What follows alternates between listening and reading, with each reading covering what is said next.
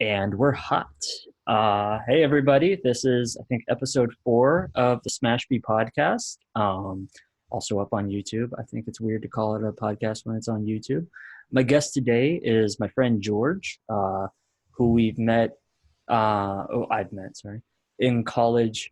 I might have met some of these people. I'm sure you have. Well, yeah. And he actually himself has a podcast. Go ahead. You want to tell him? The GMS podcast. It's primarily in the South Bay of the San Francisco Bay Area, and it's where I chat about with local creative individuals who are either musicians, comedians, writers, filmmakers, poets, a variety of people who I just kidnap, put in my studio, and I torture them with some talking. Okay, that doesn't. I'm glad I'm not a guest on that one.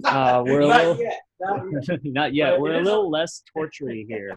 But it is available on iTunes, Google Play, Stitcher Radio, most Android podcast apps, and on SoundCloud.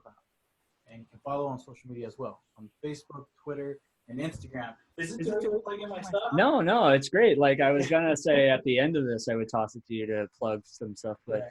I mean, you want to do it right now, so that way my listeners can all just go listen to a far better podcast without having to drudge through the whole thing. You're too kind. This is great. If anything, it does feel a little awkward being a guest on someone else's podcast.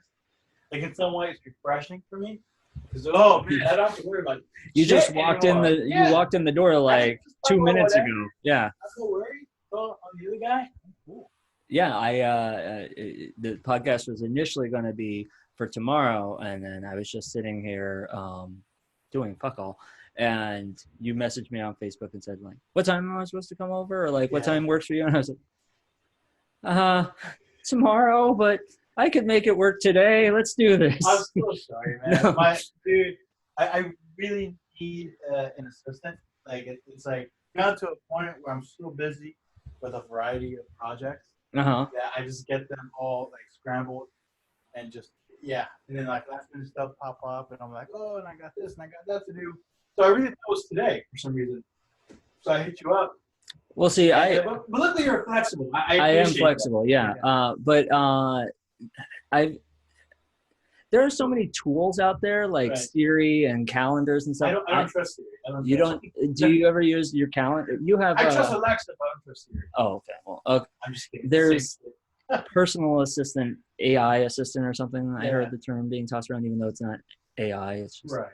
voice recognition. Anyways, it's like I find it extremely useful. The ex and I used to use Google Calendars, and it's good for like if you're in a relationship with somebody and you want to like they're working and they have friends, and you're working, you have friends, and you want to figure out. Sorry, bud. No, that's okay. You want to figure out like time and space that you have together. I found that works really well, and actually it was a podcast that recommended that, so I started using it. It was useful for a time. Yeah, dude. Me being from Silicon Valley, born and raised in the area, it's pretty remarkable how much I am not familiar with the technology that's available. I mean, Google is right down the street. And Oh yeah, all these software companies and you startups. can throw a stone and hit a startup. Yeah, But I can barely use my phone. Like I'm still like Neanderthal in that sense. really. So Yeah. you just never got plugged in and all that. That like I'm gotta too- have it apps. I mean, maybe it's related why I started balding at a young age. It's just I'm old inside. I think my soul's really old. You know, I get cranky. You know, Yeah. like the smallest changes that happen. Okay. You know, like it just I don't know. I think I just a very very cranky old soul that won't let me adapt to the technology. And when I do adapt, I'm always a couple years behind. Isn't that interesting? Like, I know a handful of old people that their fingers are on the pulse. Like, they've got the latest, That's greatest. They know exactly how to use it. Like, it's not the stereotype of like the old people who like don't even know how to pick up their phone. Right. Well, some of these people probably invented the phone, so so Yeah, they had the technological breakthroughs that led to the stuff. So yeah, now that they're retired, they can just enjoy it instead of designing it. Sure. Yeah. My godfather is an engineer, and he's like, he still has a flip phone. Like those, he doesn't have a smartphone.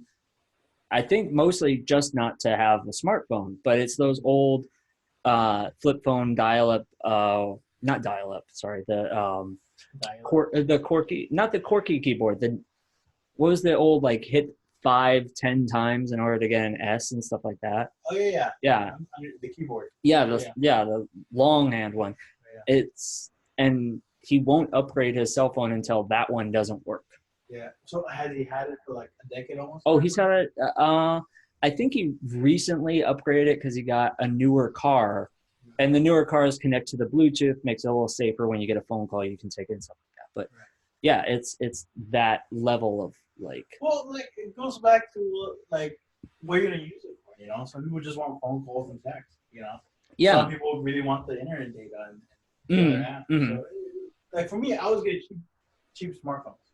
Like I don't need the fancy iPhone stuff or Samsung Galaxy. Okay. Because like I said, I'm pretty dumb when it comes to like the latest technology. So if I could just call, text, maybe surf on the basic apps, I'm good to go. No, this is interesting because I was having this topic with a friend just yesterday. How do you feel about kids having smartphones, like middle school? See, it's funny because I remember when I got my first cell phone, a Nokia, like one of those bricks, and freshman year of high school. And I remember having, it sucking too much of my time or anything like that. Well, there wasn't a lot to do on those things. You could play Snake for a couple hours. It was like the best, thing ever at the time. But so many kids with these smartphones and just the amount of information they have on there and just distractions. I don't know. It makes me really nervous. It makes me nervous. It kind of. Here's why. This happened recently, and it pissed me off. I went to go see a movie at a movie theater, right? And what movie was it? It was a blockbuster movie. Oh, it was Ant-Man and the Wasp. Okay. Which is pretty okay. I liked it. But in the front row, there was two moms and their kids, and one of their kids was like a toddler. I know, right? That's the worst. Already, I'm thinking about like. But there's a toddler like on her front chest, and they're in the front watching the movie. Okay. And then I see like one of them pull up a phone, and you could see it. And as much as they try to dim the phone, you can still see the phone. It's a distraction. The darkest place, the smallest amount of light creates. Right. Yeah. And I'm like, oh my God, is she really on her phone? Like, really? And I was looking at it, and it turns out that the little kid, for some reason, they don't want to see the movie on the big screen, but wanted to watch his cartoons on the phone.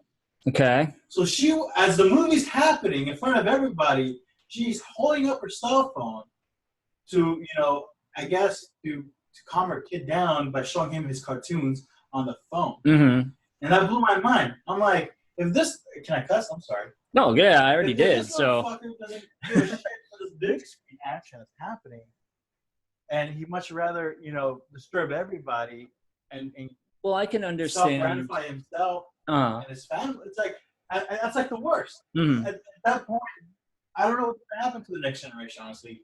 Where they're a bit untitled, but like I don't know. I felt weird that a little kid wouldn't make sense for him to watch the movie that's like the big screen. Yeah. And they're in the first row, like one of the first rows, as opposed to reaching for their smartphone and watching some YouTube cartoon. I find that disturbing a bit. See, I would get upset at that, but I have in my own house, not in a movie theater, but like been watching a movie, and usually it's a movie I've seen once or twice, so I know what's going on. But I'll be on my phone at the same time. That's different. First of all, it's a little different. Movie. Second of all, it's the privacy of your home. I get that. Yeah, I do that too all the time. No big deal. But I mean, from the aspect of like not enjoying what's going on screen, so you do something else. You're at a movie theater. Well, yeah, that's the one difference. Though I did hear of one theater that allowed you to text and like be on your phone, but you had to buy like that specific showing.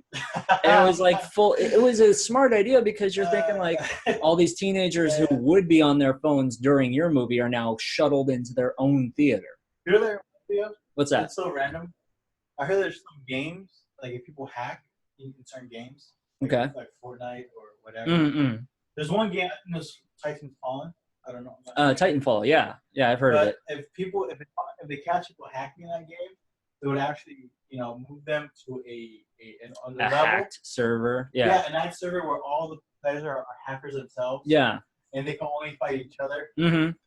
That's what it kind of reminded me of. Yeah. Right? Let's put all the people who obviously can't follow the rules together in one room and let them disturb each other. What was it? George Carlin had this joke, and it was hilarious, but at the same time, you kind of look at it and go like, that's not a half bad idea. You take all the murderers and the rapists and all them, you don't throw them in prison. You throw them into like a whole like state. Like we just clear out Kentucky, right. And you just put it into a state, and you put like fences. And one day a year for like 1 hour, the fences open up so people can move around throughout them and get to each other. Yeah. And you just put video cameras and watch everything happen. And was Carlin? Yeah, it was Corlin. Way ahead of his time, man. He was. I was recently listening to his. When I work out at the gym, I get bored easily. Like you put on the music really, works for a while. The workout is not enough. I mean, you think about it. You're not physical activity. You're doing repetitive motion, right? You're picking something up heavy, and like you do have to focus on it. But especially in the beginning stages of working out, I'm not condoning like zoning out because risk injury, you'll screw up, you're not doing it right. You should zone out? Not when you're first beginning. How about cardio? I mean, cardio depends on what kind, but if you're just running, you've been doing that most of your life at this point, right? It's not really anything, okay. Not enough running, apparently, no. But I that's what I aim for, is like I hate doing cardio for the first 10 minutes. Uh-huh. I hate it. But after 10 minutes, I zone out. Well, you get those endorphins coming in and the heart rate and everything, and you adjust to it. Going from 0 to 60 is kind of hard, but once you hit 60, it's pretty easy, right? But weightlifting, you shouldn't zone out. That's interesting. No, not in the beginning. Okay. Later stages, once you've created a routine, I'd say like zone out, focus on something else. Like it's good. I refer to it as meditation. Sure. Right? Because you're minimally like lifting a weight. It depends on how many sets you're doing and stuff. And like you want to still be coherent of like, what am I doing next in my set? What am I doing? Am I focusing? And like you have to have that check-in, right, with yourself. Right. Sure. You don't want to be zoning out and then all of a sudden you're slacking, because our bodies naturally want to find the easiest way to do something, right? Okay. But lifting is all about isolating a muscle. Now that I think about it, I don't think I ever zoned out lifting anything. No? No. But again, I don't lift. The only time we lifted like a lot was high school football. Oh, okay. And I was pretty focused at the test. Yeah, you got to be pretty focused on everything that's going on in that, right? Because there's other people. This is like in a gym, and you pick up your weights. You get your like 15s, 25s, and 45s. Like 24-hour fitness at 2 a.m. There's nobody really there. Oh, I don't work out at 2 a.m. No? But like, so people do, right? So I would imagine that's where it's like the most quietest. I had a friend who used to go to 24-hour fitness around 2 o'clock, and he said it's pretty busy because everybody has that mentality of like nobody's going to be there. It's like the typical mentality of a guy for a nude beach, like, oh, I'm going to go to a nude beach and check out all the nude girls, and he gets there and there's nothing but men at the nude beach because all of them had that thought. Right. So yeah, but I do the beach body workouts and stuff like that. I've talked to like, I think about 4 or 5 people this last month. And every time I mention that, they just kind of roll their eyes. Oh, the home workouts. There's nothing. You don't get ripped doing home workouts. And then I'm like, I look good, don't I? And like, yeah. Did you like take off your shirt by that point? No. They got to pay. You gotta show them an example. They got to pay extra for that. But it's every workout. It's what you put into it that you get out of it, Sure. And people always, I don't want to do insanity. It looks hard. Well, it is hard, but it's for people who waited until the last possible minute to work out. And then they realized, my doctor says they're going to cut off my foot unless I lose 50 pounds in a week. Like, okay, now it's time to do insanity. It's that fire under your ass. Exactly. Yeah. Well, dude, like me, I try to hit the gym at least, once or twice a week. Mm-hmm. Just, and again, not lifting. I'm not trying to build. If anything, I'm just, do cardio. That's all I really do. But I really should dedicate more time to it. I'm sure the same excuse as everybody. It's all about time management, But it's what you, like I said, it's what you put into it. So like, if you put in 2 days a week, like you should be putting in more than that. But if you, well, it's also with diet, right? It also has to do with that. Oh, diet is like, people think the workout is, you can't out-work out a bad diet, right? Like, you can't go and do, I don't know, like 40 minutes of cardio and then like Snickers bars all day. Right. It's just not going to happen. Like, people don't realize exercise and diet, they go hand in hand. They're one thing. Well, if anything, you should probably focus on diet, right? I mean, unless you go a lot with the weight, with the whole workout. Mm-hmm. But, I think diet's a good ground zero for weight loss. Diet has such it is a good for weight loss, but like, diet has such a negative connotation in our society. Like, oh, I got to go on a diet, which means I got to eat food I don't like. It means I got to eat less often. And it's just all this negative thing, but you're right. It depends on what your goals are. It should just be called like a change of lifestyle. That's what it really is. Yeah, but like, it doesn't even have to, like, for a long time I was vegetarian and people were like, oh, what'd you eat? Just vegetables? And I was like, well, yeah, that's the name, but vegetables can be delicious. Like sweet potatoes with butter, a little bit of brown sugar. Like, that's a great dessert. That's a great post-workout, carb to get into your body. But your diet has to reflect your goals. If you want to lose weight, yeah, you're going to have to eat things that are less full of fat. Right. If you want to gain muscle, you got to eat more proteins. Like, that's a what's wrong with that? I'm not really trying to lose weight. I'm just trying to stay as it is. Mm-hmm. Not more, not less. So I'm like just stay the same. Like, stay consistent, right? That's what people want. It's just people who are consistent, right? Yeah. Consistency is key. And yeah, like I was saying, if you work out 2 days a week, but the rest of the week you just slack off and eat crap food, you're not going to see that much of improvement. But if you have even just like a nice 20-minute workout, or like, I tell a lot of my friends who want to get in shape and they're like, what programs can you recommend for me? And I was like, I could tell you go and do Insanity, and you're going to do it like 2 days. And then you're going to hate me, you're going to hate yourself, and you're going to hate the program. Or why don't you just get down and do, like, I always tell people, start with 20 push-ups a day. Work your way up. Do 20 push-ups. And then when 20 push-ups isn't hard to do anymore, and I don't mean you have to do it all in one sitting. Like, I knew somebody who, she was training for the Spartan race with me. And when she started, she couldn't do one push-up. And weeks later, she was like, I can do 10. And I was like, that you can do 10 times of what you could do before. Mm-hmm. Like, that's a goal right there. And so just start with 20 push-ups and then 30 push-ups and then, make a jump, go to 60 push-ups, and it's going to be a lot harder. And then do 100 push-ups in a day, 20 here, 20 there, 5 here. Like, it's not that hard.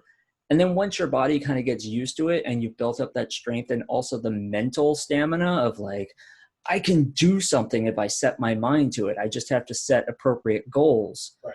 Then go tackle something big. And that's why I want to do the Spartan race with my friends, especially friends who don't think that they can do it, because then even if you don't do the Spartan race, if you see that self-improvement, maybe you don't do the one you set out to do, but maybe you do the race in a year, or maybe you say, well, I feel good and I don't feel like I have to do the Spartan race to prove anything to myself because I've already done so much more. I'll get off the soapbox now. I'm just trying to get off carbs here. Well, but why do you want to get off carbs? No, that's pretty bad. It's all processed. Oh, okay. Sugar, stuff like that. Yeah, so yeah. I'm just trying to eat a little. But like, I'm trying to live a little longer. Okay. That's all. Yeah, but carbs aren't necessarily a bad thing. Like processed things, white bread, stuff like that. Like wheat's good. Wheat's good. Like potatoes. Like, sure. Have you heard of the book Presto by Penn Jillette? Yeah. I heard Kevin Smith talk about it. Yeah. Where he just, for the first week or two, he just potatoes. It's nothing but But potatoes. no salt, no butter, just the potato. Just the potato. I think you can. And then from there, you go, corn or whatever. But like, it's, first of all, I wouldn't recommend that. Knowing what I know about nutrition, that doesn't seem like the healthiest way of doing it. That's borderline crash diet to me. But then when it comes to like getting advice for nutrition, it's a lot like getting dating advice, where everybody has a different take on it. Yeah. Right? Well, everybody's body is also different too. What works for you isn't going to work for me. Because I hear some talking about diet, certain nutrition this, nutrition that. I'm like, there's a couple core things that are similar. Mm-hmm. But I just find it funny how like you hear something different from everybody. Yeah. Especially with the Joe Rogan talk. He has a different person saying something different about nutrition. Well, I love the Joe Rogan podcast, but yeah, the differing opinions, you kind of get bombarded with information from, and that's understandable, but everybody has to figure out what works well for them, right? Sure. Like, I know a guy who can down an entire pizza and he hits the gym for an hour and he looks fantastic. If I tried to do that, I wouldn't be able to fit in this chair. That's a lot of self-hate he's motivating himself with. Well, Jesus Christ. I ate 2 slices now and the self-loathing already sets in. A whole pizza? Jesus. Well, so Sean T, the guy who created Insanity and the Beachbody coach. Sean T's the guy we should hunt down? Is that the guy? No. He's not the pizza guy. He's the guy who invented Insanity? Oh, yeah. He invented Insanity, came up with it. He has a dance background. I don't know if you knew that. But I remember the Tybo guy who's dancing. What's his name? I don't know. I forget the Tybo. I remember Tybo because it was like the late night infomercial for everything for a while. Right. And so was Insanity, but and still is, you always see the Insanity late night stuff. Right. And no lie, that's how I saw it. I was sitting on the sofa late night, 2 a.m. and that came on. The infomercial for Insanity came on. And I was what did it for you? Was it really the information? Or was it just the muscles and all the sweaty bodies? It was I want that. I want that sweaty body. I looked into it because they have the before and after pictures and stuff like that. And you're like, there's no way in 60 days. And I looked into it from independent people on Instagram were posting their before and after pictures. And I was like, okay, I'll give it. And sure enough, like I said, when you just try Insanity going from 0 to 60, I did a week of it and I hated it. Yeah. And so I put it in a box, put it away, put it underneath my bed. And then I don't know what inspired. Probably I just wanted to look good naked. Sure. And so I dug it up. That's and good inspiration. It's good inspiration. It's a good start inspiration. You got to have something after that because let's face it, after 2 weeks of Insanity, you'll already see transformation. You'll already see weight drop down, muscle increase. But if you reach a point where you look good naked, that's the best thing. That's high of the high. That's great. You can do anything in life. You look good naked. Well, but no, that's the thing is that's such a vain thing to start working out for. Really? It is. It's not that. It's okay. Again, it's not that. Oh, I look good naked for other people. It's that I myself look naked for myself. Okay, well, that's good. I can see that. But at the same time, it's as much as you should feel happy about yourself, you should really like your self-image as well. Well, and that's the hard thing is I've looked better than I do right now, in my opinion. Mm-hmm. But at the time, I didn't feel like I looked good. So you didn't look better then? If that's the case, you were slimmer, I guess? Is that what you're slimmer, implying? a little bit more cut. I had abs. When you say better, it implies that you're happy with who you are and what you look like. Better by societal standards. That's the problem. That's exactly the problem. But now I've reached a point where I look good to myself. I see myself in the mirror and I go, I look at, and I can immediately, there's that little voice that's like, can't see your abs. Your shoulders could be bigger. This, that, and the other thing. I got some insecurity issues left over from an ex. Sure. And this just, you can. Did you those insecurities? No, well, she didn't personally, and drop them in my lap or anything like that. But she just actions she didn't nip tuck you? People pull out the red marker. No, start no, drawing no. over Your body. No, this could be That's a bigger. great show, by the way. Anyway, I've never seen it. I oh, wanted I to. think you'll dig it. Yeah. It's pretty crazy. I'm really into Ballers right now with The Rock. I I've love anything The Rock's in. I like anything with HBO because it's the one thing I'm paying for. So I gotta like it. I gotta enjoy this because this is where my money's going. Exactly. Yeah. And on top of that, I still haven't started Game of Thrones. So I have to. I made it through the first season. I'm gonna say an unpopular opinion. I can hear I'm so all tired two of of it, my so I was like, man, all two of my fans are gonna desert me for this. I I want to know what having fans feels like. So that's pretty cool. I lost interest in Game of Thrones. I watched the first season. Yeah. I don't see the big humbug about it. Humbug isn't the right word because that's a bad thing. I don't see the hoo-ha of like Game of Thrones. It wasn't that entertaining for me. Now, granted, I've only made it through the first season, and I know there's like 6 more. Right. So eventually, I'm sure I'll sit down and I'll enjoy watching it. I'm gonna give season 2 a chance at some point when my new roommate moves in. Well, I think they're really smart because it's hard to really put fantasy for people out there who are not familiar with fantasy. Mm-hmm. And the smart thing about Game of Thrones, I've noticed that they have that Lord of the Rings doesn't have is boobs. They get people, and it worked. It got people to stick in for the next episode, and it sounds. I think again, like what does that say about our society? What does that say about our consumer, or people who are watching TV? But sex sells sometimes. But it's interesting because it's That's my big. opinion, by the way. It's just my. I don't know. Well, it's big. And it's like not I wrong. said, I don't watch the show. I just saw the pilot episode, and I was like, I could wait on this. Did you ever see The Tudors? Jonathan Rhys Meyers and Heard of it? okay. Yeah. The first 3 seasons, I want to say, it's about Henry VIII, right? And he had a lot of wives, he had a lot of mistresses, so it fits. It's not like they're forcing sex into a subject that doesn't need it or it doesn't fit into. But there was just every episode had 2-3 gratuitous sex scenes, and is it on HBO? Asking for a friend. Showtime. It was Showtime or Stars. But I mean, you might be able to find it on Hulu or something nowadays. It's over. I'll pirate it or something. It's a really good. Henry Cavill, new Superman, is in it. Right. And it's just like you could tell that they were trying to get that, like, let's keep the audience watching by throwing more and more sex scenes into it. Yeah, there comes a point where it's too much. Yeah, and there comes a point where they inched towards the. Yeah, exactly. I mean, that's how I feel about some Instagram photography pages. I love photography. I do some photography, and I follow other photographers. Then there's some photographers. I'm like, okay, this is pretty much softcore porn. This isn't even real photography. Yeah. This is just you having a model kind of half naked posing. There is that kind of spectrum of like TV and porn, or like, especially with like HBO miniseries where like at some point I'm watching porn with a better plot. That's all this. That's all this show is. Yeah. Yeah. That's how. It's funny because I'm working on a bit right now on a stand-up about how much porn has changed.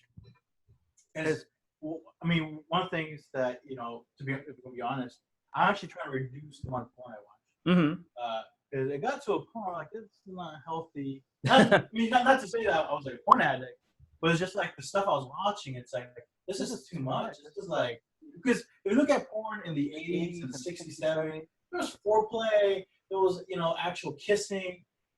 Contemporary porn, as far as the ones I've seen a lot, is that there's none of that intimate stuff. It's just straight to pounding it away. And I'm like, this is like 45-minute blowjob. Right. Yeah. And I'm like, dude, I'm only using porn for 5 minutes. Why are they still making these 30, 60-minute porns of them like banging away like Olympic athletes? It's for the people that put it on in the morning and they want something to watch all the way through the night, No, but it's their mini-series. But it goes to the point where it's like, at least, with certain shows on TV, there's a story, characters behind it, a budget, an actual fucking story you want to tell, not just people fucking all the time. Yeah. But with porn, it's like, that's all you're going for. I mean, as cheesy as you make it. So why put so many performers go through such extreme lengths? Where sometimes it looks harmful. I'm like, fuck, I'm not even turned on by this anymore. Do you ever watch the documentary Hot Girl Wanted?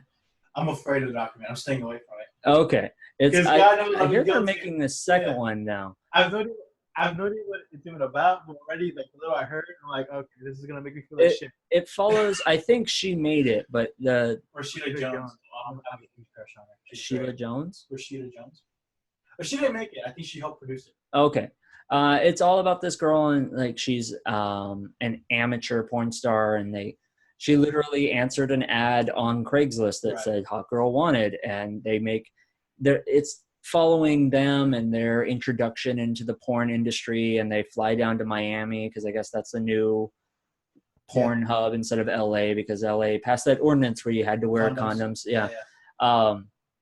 And so it gets kind of scary at one point because one girl, she lives in a house with these other girls that are all going through this, and the guy who posted the Hot Girl Wanted, he's essentially their manager.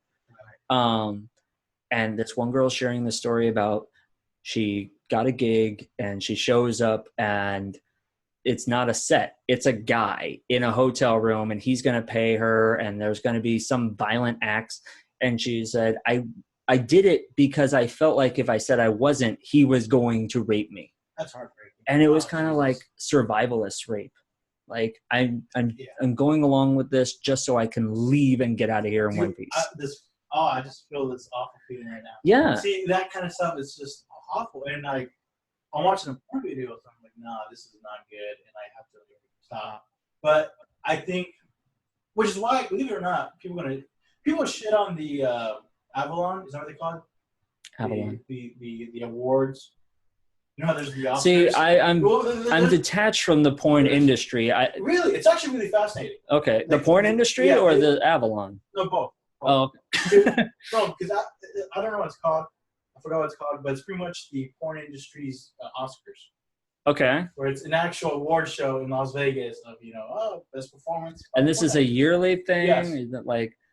I don't watch it. I'm not familiar with it. Okay. But I'm happy it exists. Okay. Because that implies there's some industry standards being put. Mm-hmm. There's some, protocols and hopefully, guidelines. Where it's like, at the end of the day, no matter how you look at porn, it's people performing. At the end of the day, that's how it should be looked at. Well, yeah. And I think for the longest time, that's what it was. I've heard Katie Morgan said porn actresses are the best actresses in the world because they have to fake it all the time. They're going to have to be for that.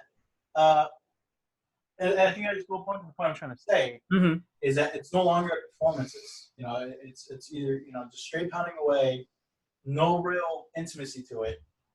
And I think maybe with the digital age of this stuff, where it's more survivalist stuff, where it's like any fucker with a camera can make a porn. I think that's probably part of the problem in some ways. I don't know. Does that make sense? Might be making sense, people? Well, I don't know. So what happened here? We went from exercise and dieting to porn. What's going on? Well, we also went from phones to porn, which is did you ever see the movie Joseph Gordon-Levitt, Don John? Yes. Yeah, that was fantastic. This is a guy essentially addicted to porn. You don't know if you liked it? I can't remember. I appreciate it. I really liked it because it was a guy addicted to porn, addicted to looking good. Yeah. Like he bought into the image of everything. Yeah. And then, spoilers, at some point he's taking a college class. That's right. And he meets the teacher instead, right? No, well, she was an older woman who was a fellow student, Julianne Moore, right? Yeah. Teacher, I'm bad. And he has this relationship that's like, by comparison, through societal eyes, would be less fulfilling because she's not as hot as Scarlett Johansson. She's not as young. They don't go out and party at the clubs. No fancy car or anything like that. Sure. But it's more intimate. It's more of a connection than it was. Chemistry. Yeah. And so it's more fulfilling for him. And I think by the end of the movie, there might be some narration, but it's them out enjoying each other's company and like taking pictures and being at the beach and having fun versus, drinking and being in the club and being arm candy for each other.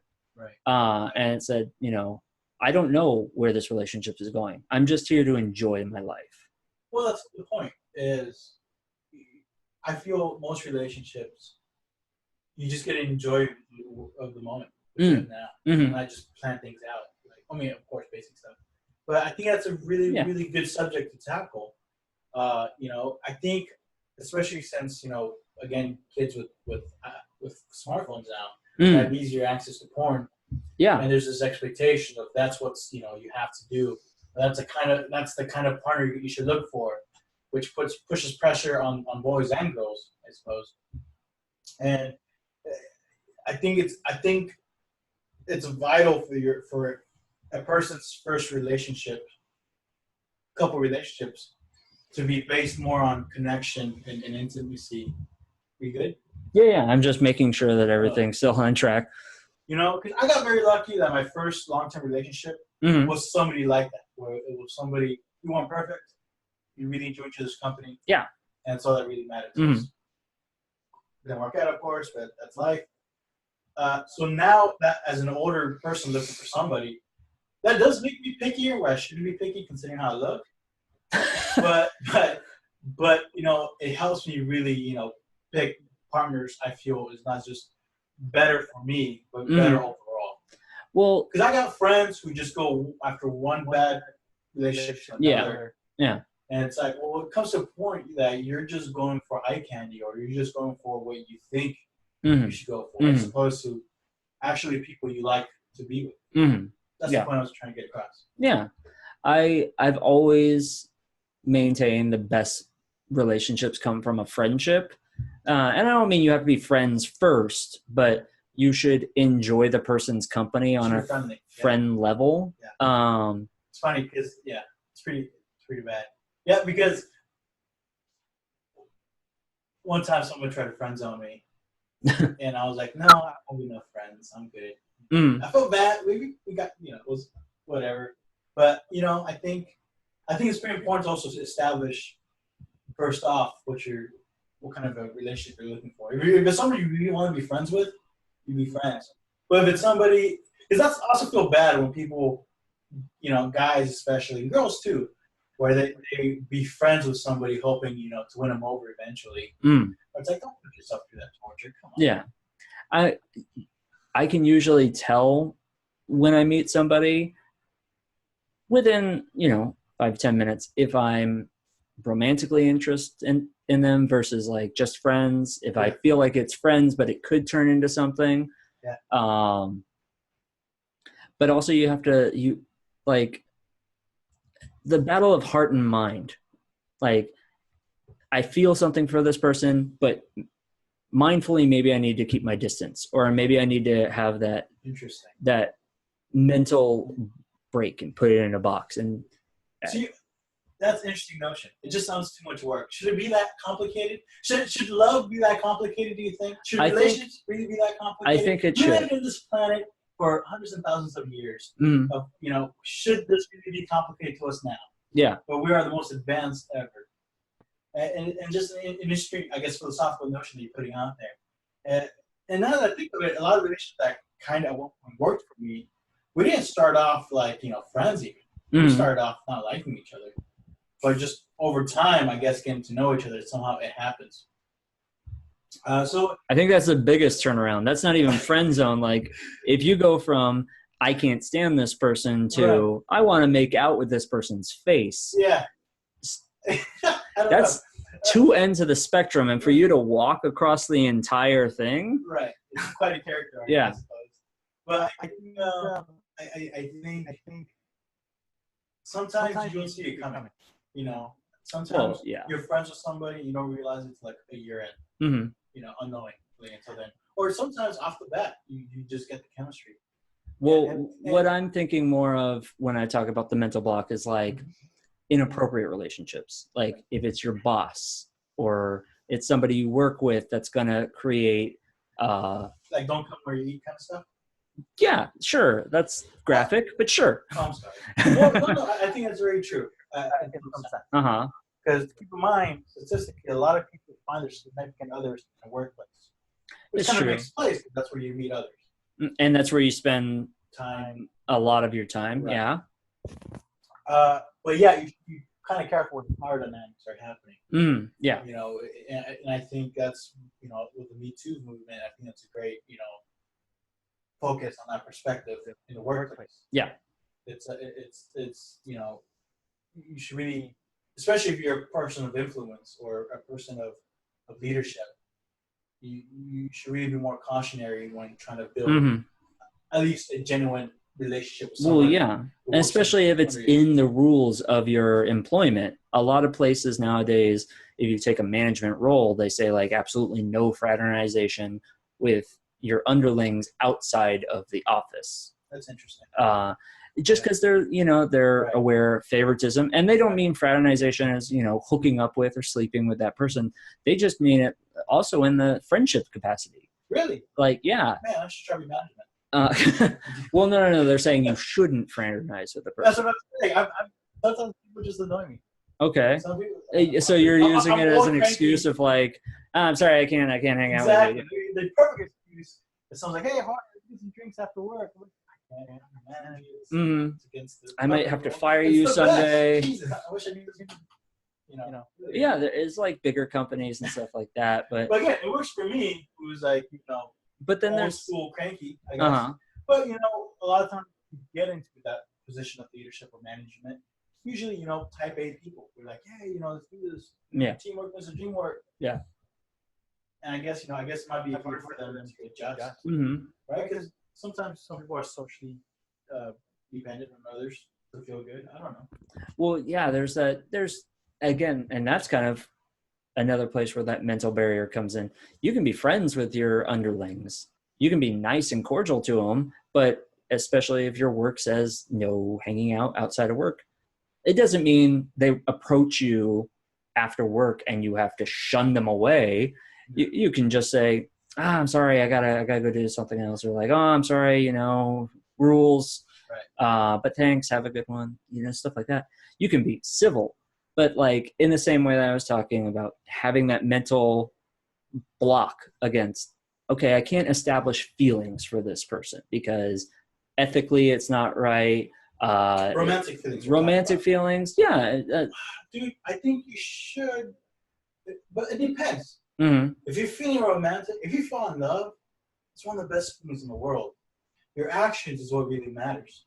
Well, yeah. Like, I'm not saying you're in love with them, go get them. I'm just saying you got to realize that this myth that you love one person in your lifetime is kind of bull. I mean, some people you're lucky. Polyamory, yeah. But it's not exactly polyamory. It's just, you know. Oh, you mean like the one for all of time? Yeah, that's bullshit. Oh, yeah. You can establish feelings for somebody, right? But I feel like. Let me tell you. Okay, sorry. I did fall in love in some way to some people that I had to be professional with. But, you know, I had the mental capacity to be like, well, you know, it's going to be professional. That's it. Yeah. And eventually somebody else comes along and it's like, oh, it changes my compass. But I think, again, it's like, why do I have that mental, you know, I don't know, awareness? And some people don't. Like, you know, it's kind of, I don't know. I'm not trying to, you know, be like, oh, yeah, I'm that guy, that cool guy that won't harass you at work. I'm just like, I don't know why I have that and why others don't. I don't know. Maybe it's back to porn. I have no idea. Yeah. So have you seen, what is it, 8th Grade? Not yet. I've heard a lot of great things. And Bo Burnham. Phenomenal. Yeah. And Bo Burnham started YouTube and then, well, didn't start YouTube, started on YouTube. Right. And then he became a stand-up comic. I've seen it just this last weekend. Okay, I have to catch it. I saw Sorry to Bother You and Blind Spotting. Okay, I want to see Sorry to Bother You. Blind Spotting. Fuck everybody up. That movie, I am still processing it. Yeah? That's a great movie, though. I really enjoyed it. 8th Grade, it's all about a girl in 8th grade. This movie, Bo Burnham definitely needs to win a couple of awards, especially for writing. Because it's a summer movie, but it's such a it tackles issues, and there are issues that exist in the adult world, but also, you know, school was longer than I'd like to admit, but body image issues, kids on their phones and being too attached to them, that awkward, I have feelings for this person. It's a good example of the main character has, she's super attracted to the cool hot guy, right? Sure. And he's a douche. He's a big, huge douche. And it's kind of revealed over time. And she tries to get his attention by, this brings up phones and adult, she kind of fakes that she has these dirty photos on her phone to get him to kind of take his eyes off his phone and look at her and be like, yes, sorry, what was that? Right. And that's like, yeah, sometimes you establish feelings for somebody and then you're like, this isn't healthy. This isn't right. So it's just, in some ways like Lady Bird in some way. I never saw Lady Bird. I liked it. That was cute. Okay. But yeah, man, I think those coming of age stories done well. I mean, Bo Burnham, he's a comedian, so I know he'll go to places.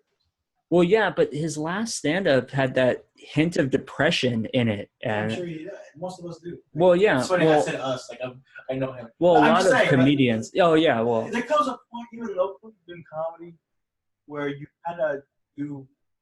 And again, I think every comedian should seek self-care. Okay. Help, because it's an occupational hazard. Mm. You're bound to come down. Well, and a lot of comedy is using your tragedy to make others laugh, right? Sure, but it's more about, we go down to chemistry, really. Mm-hmm. When you get a lot of endorphins in you, a lot of high, right? Mm-hmm. And you come out of it, that's like some people get depressed from that. Yeah, so and withdrawals. Withdrawals. Yeah. So when you perform stand-up to a large crowd, everything's amped up, mm-hmm. You're ready to go, you rock and roll, you do your set, you kill.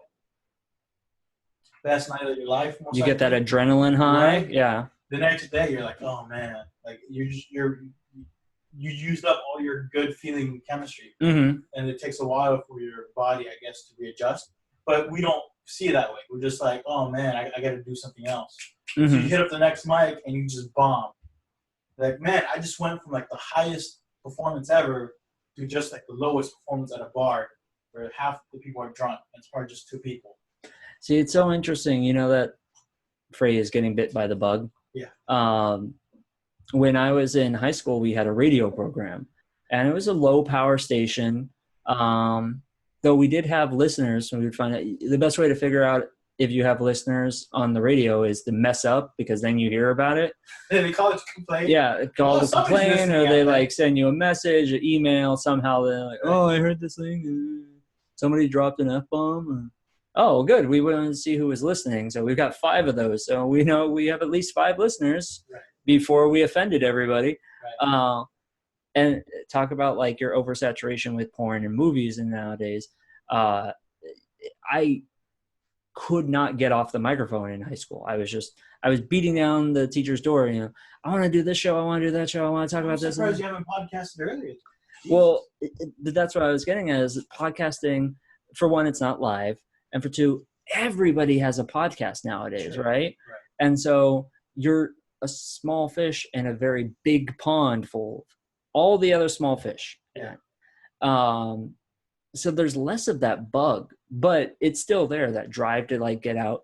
Right. Mostly I had to change my mindset from I want people to hear me to I want to sit across from somebody and have an organized, nice conversation. Sure. And I was doing that with my friends beforehand. We would go out to a bar and have deep philosophical talks, but I was like, if only I had recorded that. Mm-hmm. Yeah. So now I have that. Tough. Yeah. It's better to be like, I really enjoy that talk, as opposed to, oh man, I should have recorded it. Well, it's kind of like, because I remember I had a couple of journalists on the podcast. Mm-hmm. So one of them quit. She just couldn't do it because it got to a point where she would, disassociate, stories. Yeah. And just see them as stories. Mm-hmm. She would like having to, talk to grieving parents or people and be like, who was it? I'm trying to remember who was it, but pretty much. So, it sounds like State University, where she quit journalism because she heard of someone jumping off the bridge, and her immediate reaction was, "Damn, did anybody get a camera to capture it?" As opposed to the dehumanization, right. yeah. So it's like, I think as in entertainment and comedy broadcasting, you should be aware of these things. Mm-hmm. You know, you don't want to lose your soul and your humanity. Exactly. And it's not like you do it purposely. Mm-hmm. It's just again, it's habitual repetition of doing the same thing. Like, oh man, that'd be great content. You know, I should capture it. Did you ever see Repo Man? Which one? Not Repo Man, the genetic opera, but Repo Men, the one where they took the genetic opera and turned it into like Blockbuster with Forrest Whitaker and Jude Law. Yeah. And then there's a third Repo Man from the 80s. It's an obscure one. Yeah. But I like all three of them, actually. Okay. All three of them. But yeah, you kind of had that where Jude Law's character was, for those of you that haven't seen it, I hated the ending. Well, yeah, go ahead. Oh, okay. Well, I just meant the concept is there's people who make these fake robotic organs or robotic limbs, and they implant them into you when you need them, but then you have to pay for them. It's like a monthly thing, just like you would a car or something like that. And if you don't, then these guys are licensed to come and just harvest your organs right out of your body. And I think there was a thing where they harvest them, but they have to send you to the hospital. Like one guy shows up in a cab and they rip out his kidneys, and they're like, okay, drive him to the hospital because, you know, we're doing our job, but we have to make sure he tries to stay alive. And then through an accident or something, Jude Law's character ends up needing that. And he's on the other side of it now, where he has to work to keep this organ in his body. And he starts to feel like, before he lost his humanity, and now he's seeing it from the other side. Right. It's very much like that, like, reporters and stuff. They want to get that hot scoop, but then it's like, where's your heart? Where's your soul? And of course, this is across many work, lines of work. Mm-hmm. A friend of mine is a paramedic in Texas. He's in Texas now, and he's like one of the top paramedics. But for him, like he says he has to be desensitized because half the shit he sees, he has to, he has to emotionally distance himself from it. Because if he doesn't, someone can die. Yeah. Essentially. So, and I work with law enforcement, the same thing. Mm-hmm. Where it's always that balance. It's always that balance. And again, I mean, for the sake of what we're talking about, media stuff, definitely it's in it as well. Mm. And it's just, and on top of that, it's just like for podcasting, for example, the second year was the hardest year for me. Because again, it kind of like you, it's like you start something up, you're excited, and you find out that there's so many other Christians doing the same thing you're doing. Mm-hmm. So then the insecurities come in. Like, man, what makes mine different? Does anybody give a shit about my podcast? So I have to get more listens. I have to get, higher profile guests. And I look at the local podcasting, like, oh, that's competition. I have to, see what they're doing, listening in, and see, rather than you're joining a community, you're trying to. Right. So yeah, the results of it is just a lot of, insecurities, bitterness in some ways. Like, oh, they got that guest. Fuck. Mm-hmm. Or I had guests I was just not prepared. I was not ready for. I had high profile guests that, came in and they weren't ready to open the talk. And I didn't know what I was doing. So I just scrambled around to be like, oh, fuck. And it's like, and there came to a point where I was like, you know what? This is not normal. This is not good. And I should just be grateful for what I'm doing and just do my thing. And ever since that realization, I really embraced podcasting more, and I've invested more actual like creative energy towards it, and a lot of great things came out of that. And I think in comedy as well. Comedy, you get very competitive. You're like, man, how can that guy get in that show, or how come I'm not in that show? There comes a point where you're like, you just need to be happy where you're at, and not worry about those things. This is how I view it. With a lot of things in life, you need to change your view on it, right? Sure. My view can be like my first 3 podcasts are up. One of them has over 100 views. Another one only has 15 views. Yeah. I'm still happy about those 15 views. Yeah. Because you can look at it and be like, I wish it was 1,000. Then you hit 1,000, like, I wish it was 2,000. I wish it was the next thing. Or you can always be happy with where you're at right now.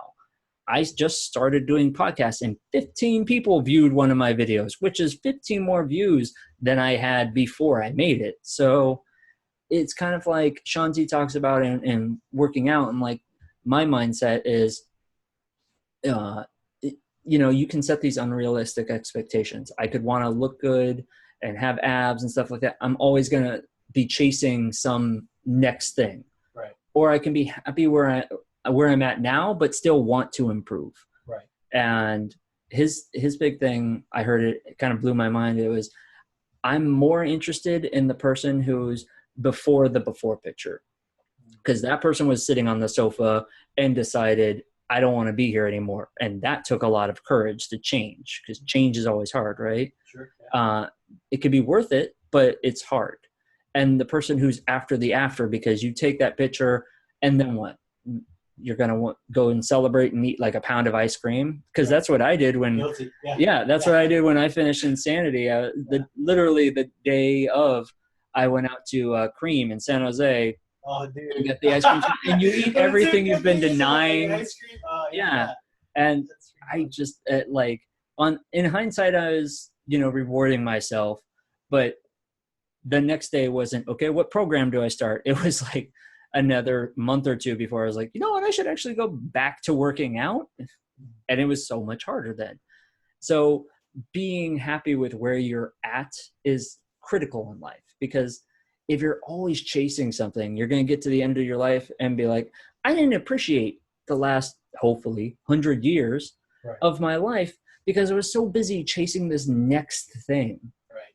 You have to sometimes stop and say, I'm happy with the podcast I got. I'm happy with the life I got. Or, yeah, things may have been better last year. Like I do that all the time. Like, oh, this time last year, especially with Facebook memories, and they pop up, and I've had a hard fucking year. Yeah. So, but they pop up and I go, that poor sap. He doesn't know what's coming down the pipeline.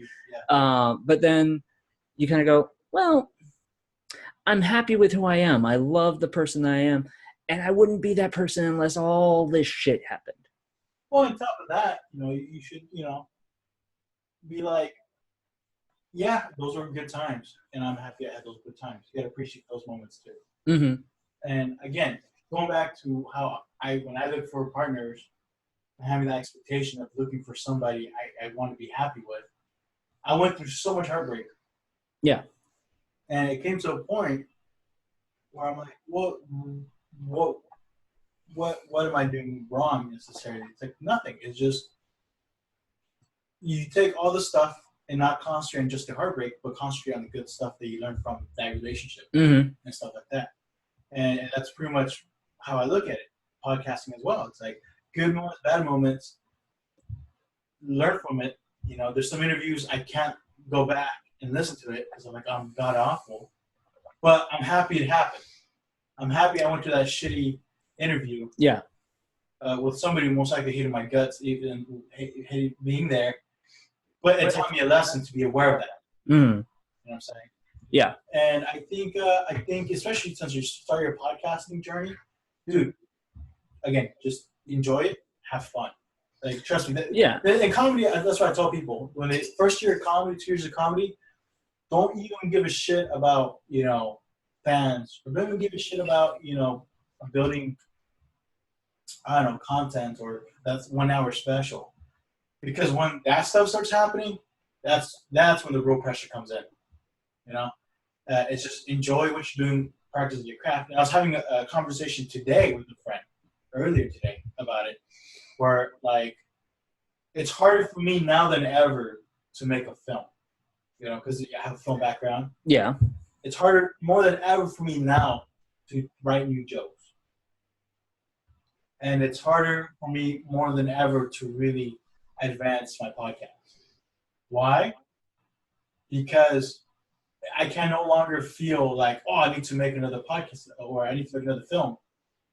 Now it's like, oh, I need to make a good film. Mm-hmm. You understand the difference? Yeah. Well, between a crap film and a good film, yeah. The difference of going like, all right, I'm gonna make a movie. All right, I'm gonna make a great movie.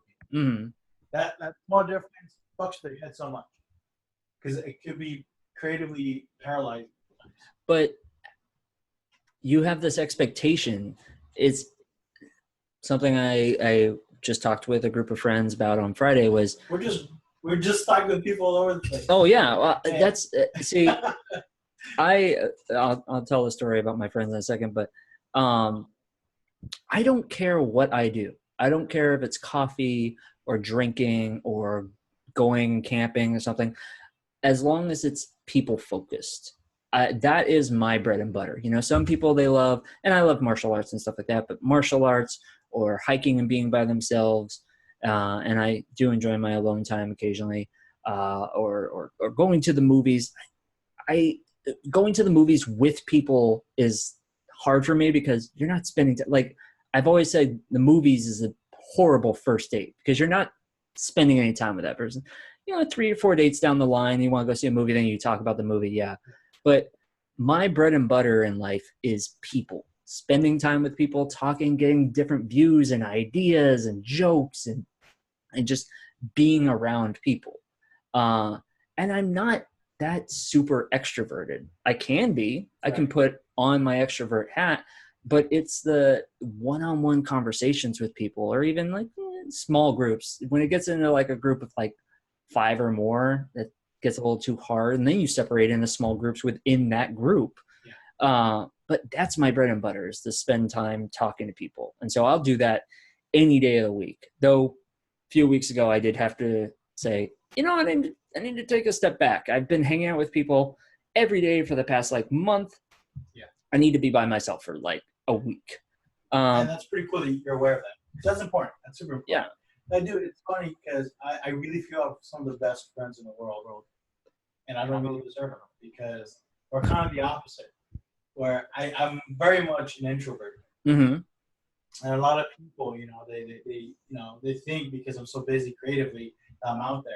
Like I'm really not. I'm kind of like, you know, stuck in my home, just, you know, doing my thing. Mm. But it takes me, you know, a moment like to get social. I really have to, you know, mentally be there. Yeah. And it's interesting that someone like you are a people person and you're creating this podcast, that excites you. So I'm like, man, that's awesome getting some of that perspective. Mm-hmm. And me, you know, I think me not like being around people kind of reflects in the way I talk to people as well. It's like we're here, you know, we're taking up each other's time. Let's get right down to it. What the fuck are we talking about? Mm-hmm. You know, who are you? Where'd you come from? This and that. Yeah.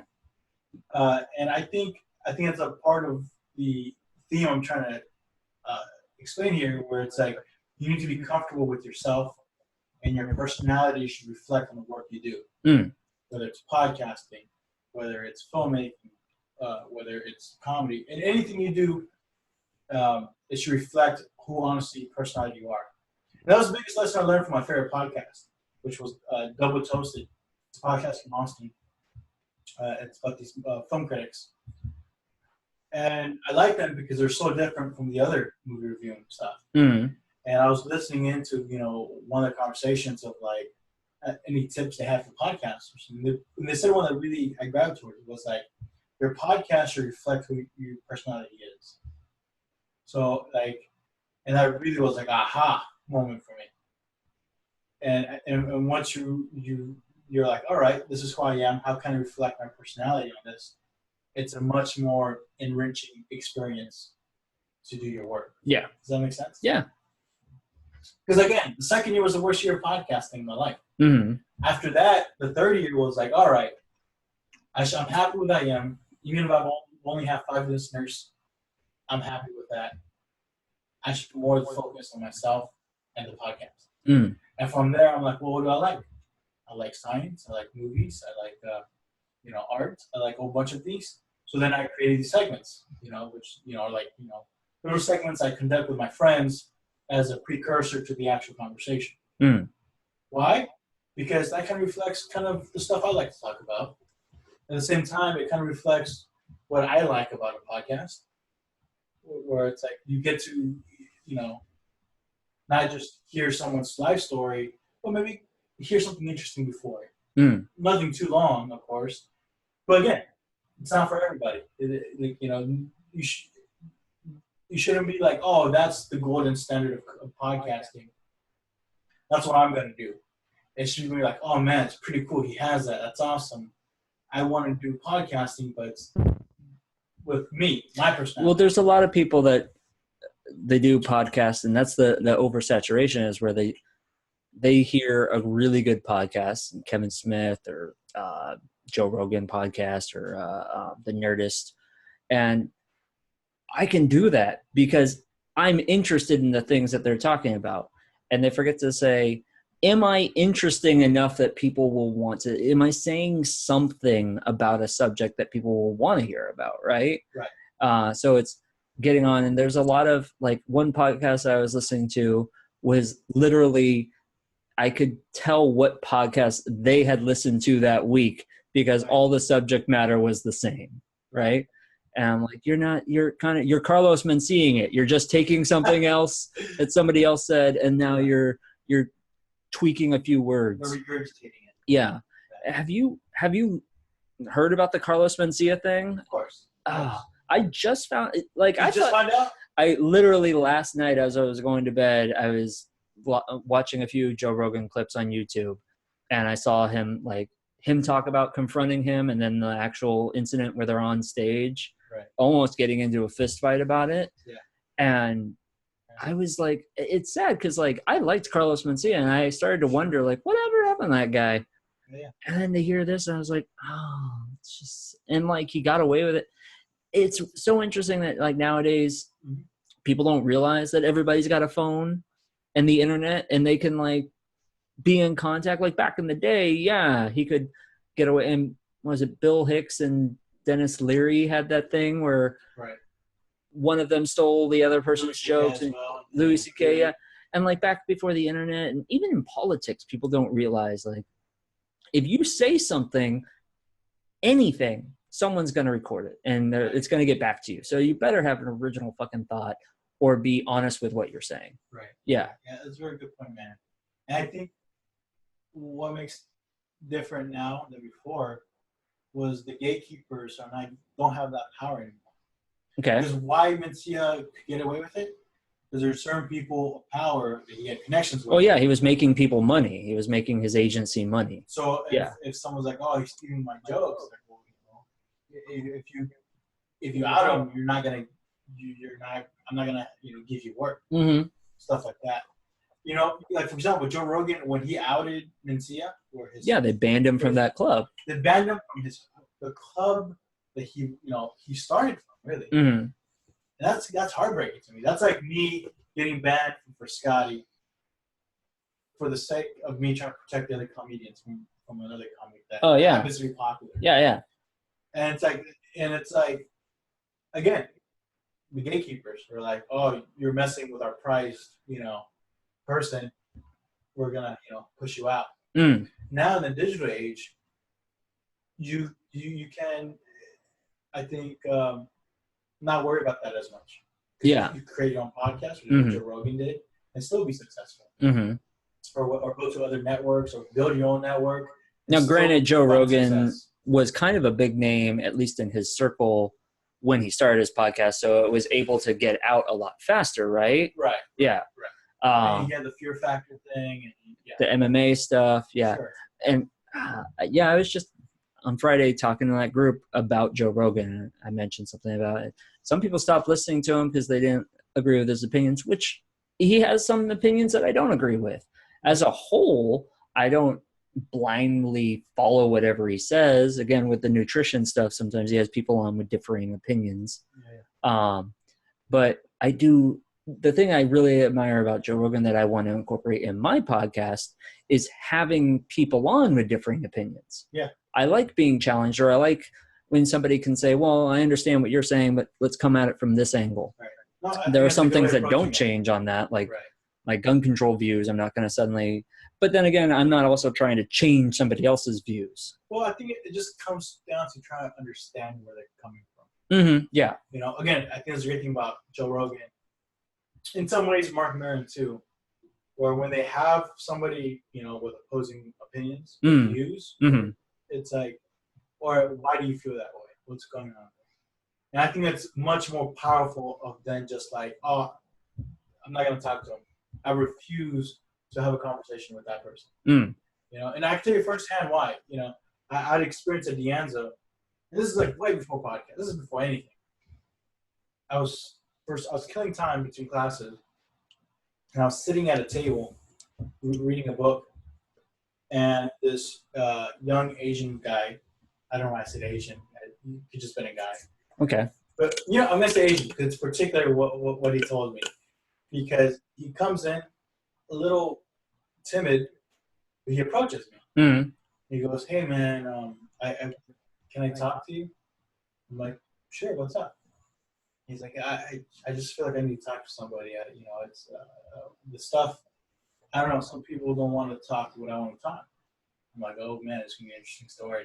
Right? Like, fuck it. I was like, yeah, man, what's going on? Do I have this guy's life in my hands? What's going on? But anyway, he sits down and he goes, hey, I just want to express that I'm a fascist. A fascist. I need to express that I'm a fascist. Well, I'm like, what do you mean? He goes, you know, I really feel that we should kill off the older people past 65 and the disabled. Okay. And you know, and at that point, you know, unpopular opinion, right? And at that point, you know, we'd be like, "Oh man, fuck you! What the fuck, dude?" Like, dude, you know. But instead, I was like, "Huh? Why do you feel that way? Like, what's going on?" It goes on, you know. I feel they're a burden to society, and this and that, and you know, doing the usual fascist shtick. And I didn't interrupt him. I listened. Okay, that's got to be hard, right? Well, I find it interesting because, again, nobody ever confessed that to me personally. So I'm like, oh, okay, let's see where this goes. And after that, I started trying to get to know him. I go, oh, that's like, you have family, right? He goes, yeah. Don't you have a grandma or grandparents? He's like, yeah, I do. Do you care for them? He was really thoughtful about it. Like, I guess he kind of caught on where I was going with it. Gee, and nobody had ever pointed out that I know old people. Right. So he thinks about it. He goes, oh, man, I didn't think about that. Like, he already knew what I was going to go for. It was like, well, you know, how would you feel if someone was like, fuck, your grandparents, they're going to have to die. And in that moment, I really felt I got to it. Like, I really felt like there was a shift in the way he looked at it. And I think that's important to listen to people with opposing views, even if it's awful. Again, some of this shit should not be broadcasted. Don't get me wrong. I'm talking about like one-on-one. Yeah.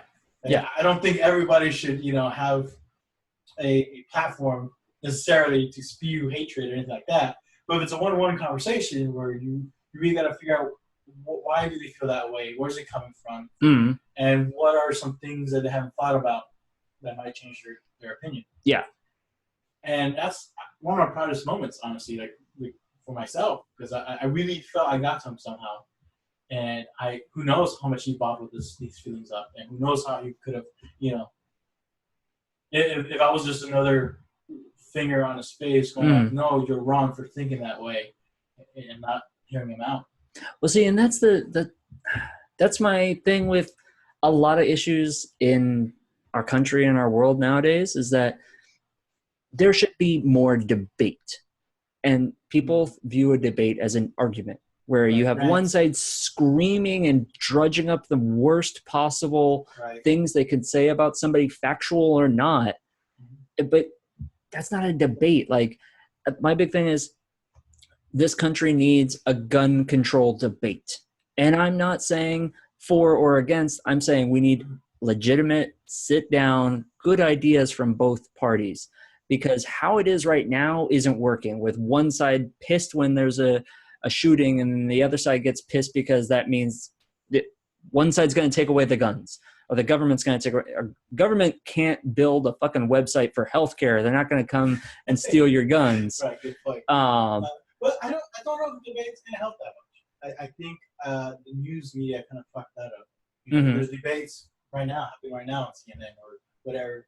I think what we should do is have a program where once a month, 100 people from this part of the country, 100 people from this part of the country switch spots. Like wife swap, but like wife swap, but it's a community swap. How about that? Okay. How about like you get to live in this small town and you get to live in this city?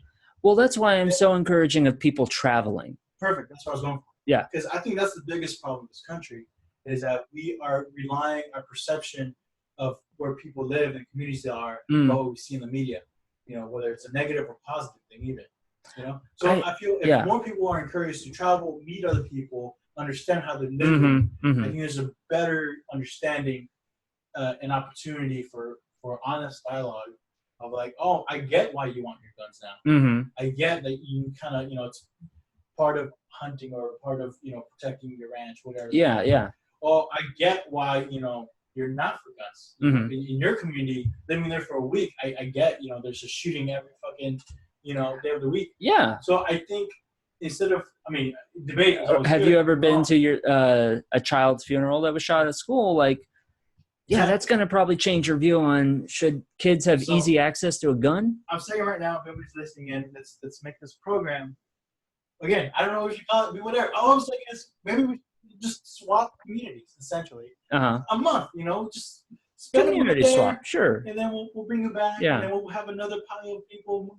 And again, it's not just, the money's going to be interesting. Where would you get the money? Where would you get volunteers? Could that be like a draft thing? Like you just open up your mail. God damn it, I got to go to Tennessee this week.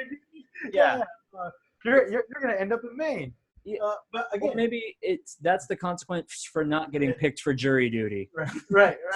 That's a good point. See, man, we're just save America, David. That's what we're saying. If everybody thought like me, the world would probably be doomed. But I'd die with a smile on my face. But saying that, man, I think it's just much more than debate. It's just experiencing. It's just experiencing how the other is living life. Well, I would bet you all the money in my bank account, which is not a significant amount, but it is to me. I know the money I get right now. That most of the people at these rallies chanting "Build that wall" have never been to Mexico, or at least not real Mexico. Maybe they've gone to the touristy Cabo, which admittedly I've never been outside of Cabo or Puerto Vallarta. That's not true, but I went to the neighboring cities.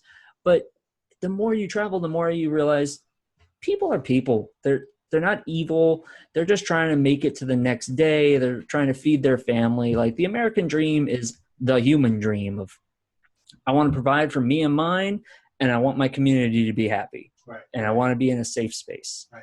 Well, I think it kind of goes, why does anybody build walls, really? You gotta go down to that core of like, and I think the great movie is Fences with Denzel Washington? No, what? Oh, yeah, Denzel Washington, Fences. Yeah. Great play, by the way. I love that play. Okay. But it kind of goes down, and it's kind of a weird, connection, I guess. But it's like these people are legitimately scared. They're legitimately scared of immigrants. Yeah. They're legitimately scared either, of their jobs or their way of life, of change, what it means to have another group of people come in and, who work for cheaper, who work harder. I don't know. So it's like, I think, if anything, we should send more immigrants specifically in those areas. No, I'm just kidding. But, it just, again, I think you're right. They haven't been to the wall. They haven't seen how the conditions it is already. People crossing over.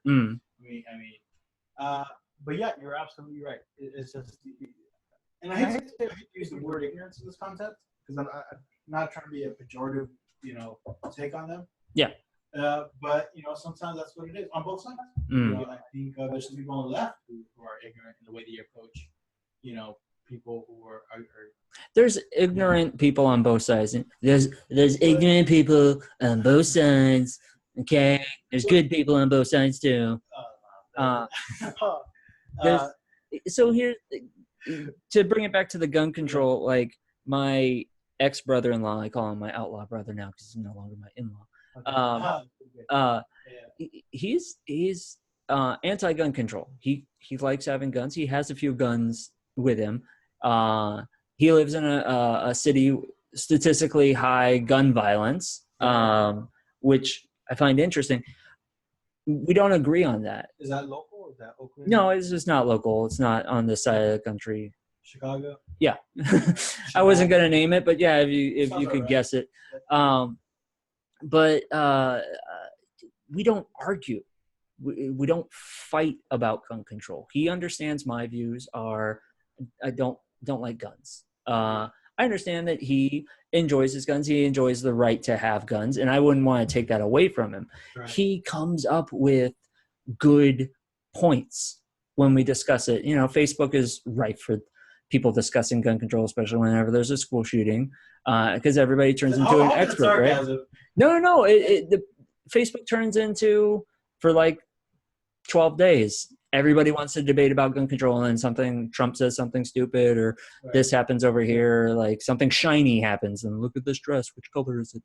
But we have these, I enjoy my debates with him, because at the end of it, he's not attacking me for all my views. All of a sudden, I'm the worst person in the world because of this one differing thought, and we can go back and forth and have an intellectual conversation, which is what I want the country to have. I want people from both sides to have an intellectual conversation, as opposed to, you're fat, you're stupid, you like guns. Well, that's the thing, though, because you know him.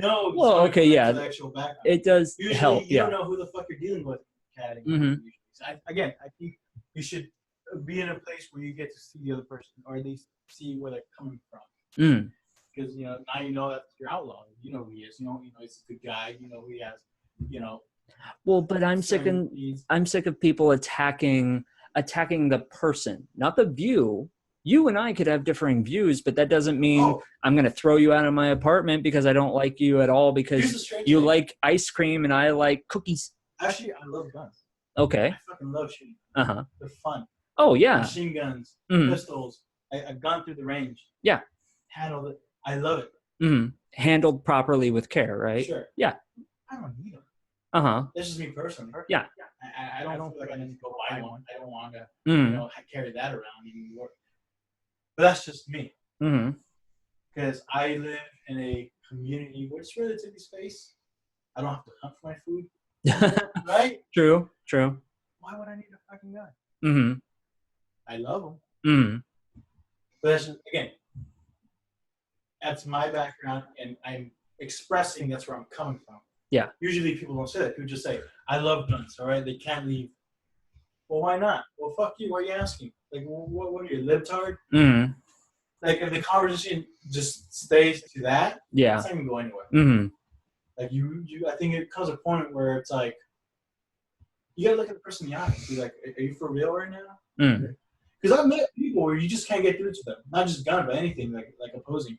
Like, you just see it in the face, like, man, this guy really believes what There's he's just a talking brick about. wall, and you can't communicate with a brick wall. And then and at that point, they're like, well, dude, I wish you the best in life. Yeah.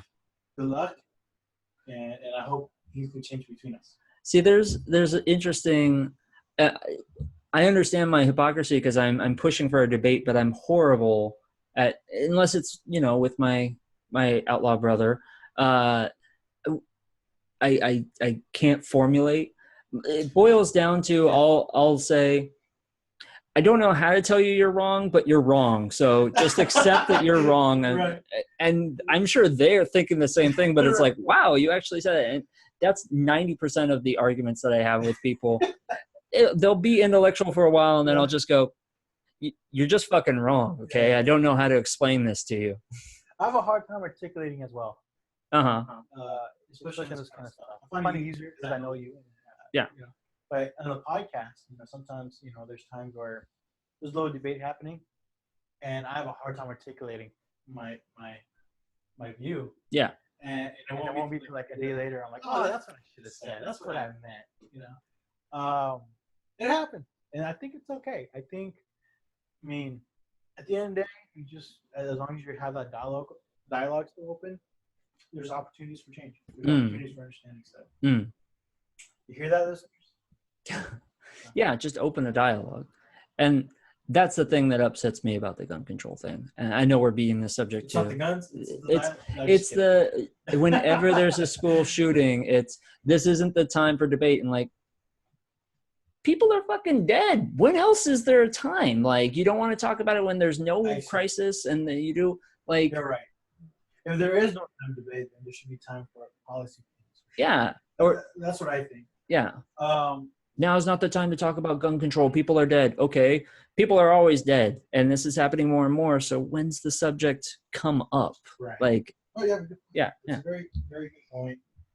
I don't know where to go. I don't know with that. I get it. I understand where you're coming from. I think, because I had this talk about, especially the Parkland shooting. That was a big moment. I mean, they're all big moments. But that one especially, and how much the young people mobilized so quickly. Mm-hmm. Well, I think that was partially due to the fact that it wasn't the first one. Like, right. There had been a lead up. And so it's a sad state of affairs, and I'm not speaking for the people that this happened to, but it was almost as if the young people had said, when this happens to us, we have a plan. We have a contingency plan of what happens when there's a school shooting, because they just mobilized so fast. And it was like, no, but I think it's good, is that in some ways that, opens the opportunities of like, if there's going to be any changes with gun control, it has to be in politics. Mm-hmm. No longer can you just be quiet and hope that your local government or your senator seem to right decisions by you. Mm-hmm. But that's like, you know what? Fuck you. We're taking a stance, and we're going to be politically active. Well, and it should be. The underlining message was, we're going to vote soon. So if you don't start doing stuff that's in our interests, you're fucking out. You lose your job, bro. Right. And I think that's the ultimate way to kind of approach it. Yeah. I mean, because, people would say, well, this shouldn't get politics. I was like, no, you're right. Politics belongs to the lobby. Guns have been. I guess what I'm trying to say is that as much as bad shit's happening, it really feels like there's a progress move forward to deal with them. Yeah. And again, I don't think it's necessarily a policy that goes across the board, but there should be certain factors of like, well, what kind of community is this? Do kids really need access to guns, or at least especially a rifle? Well, yeah, I thankfully, in talking with my Allah brother, I see both sides of the argument of, you want to protect your family, and if all the good guys don't have guns, but all the bad guys can still get guns, then how do you compete with that, First of all, that's a myth. I think that's bullshit. Yeah? The whole good guy, bad guy stuff.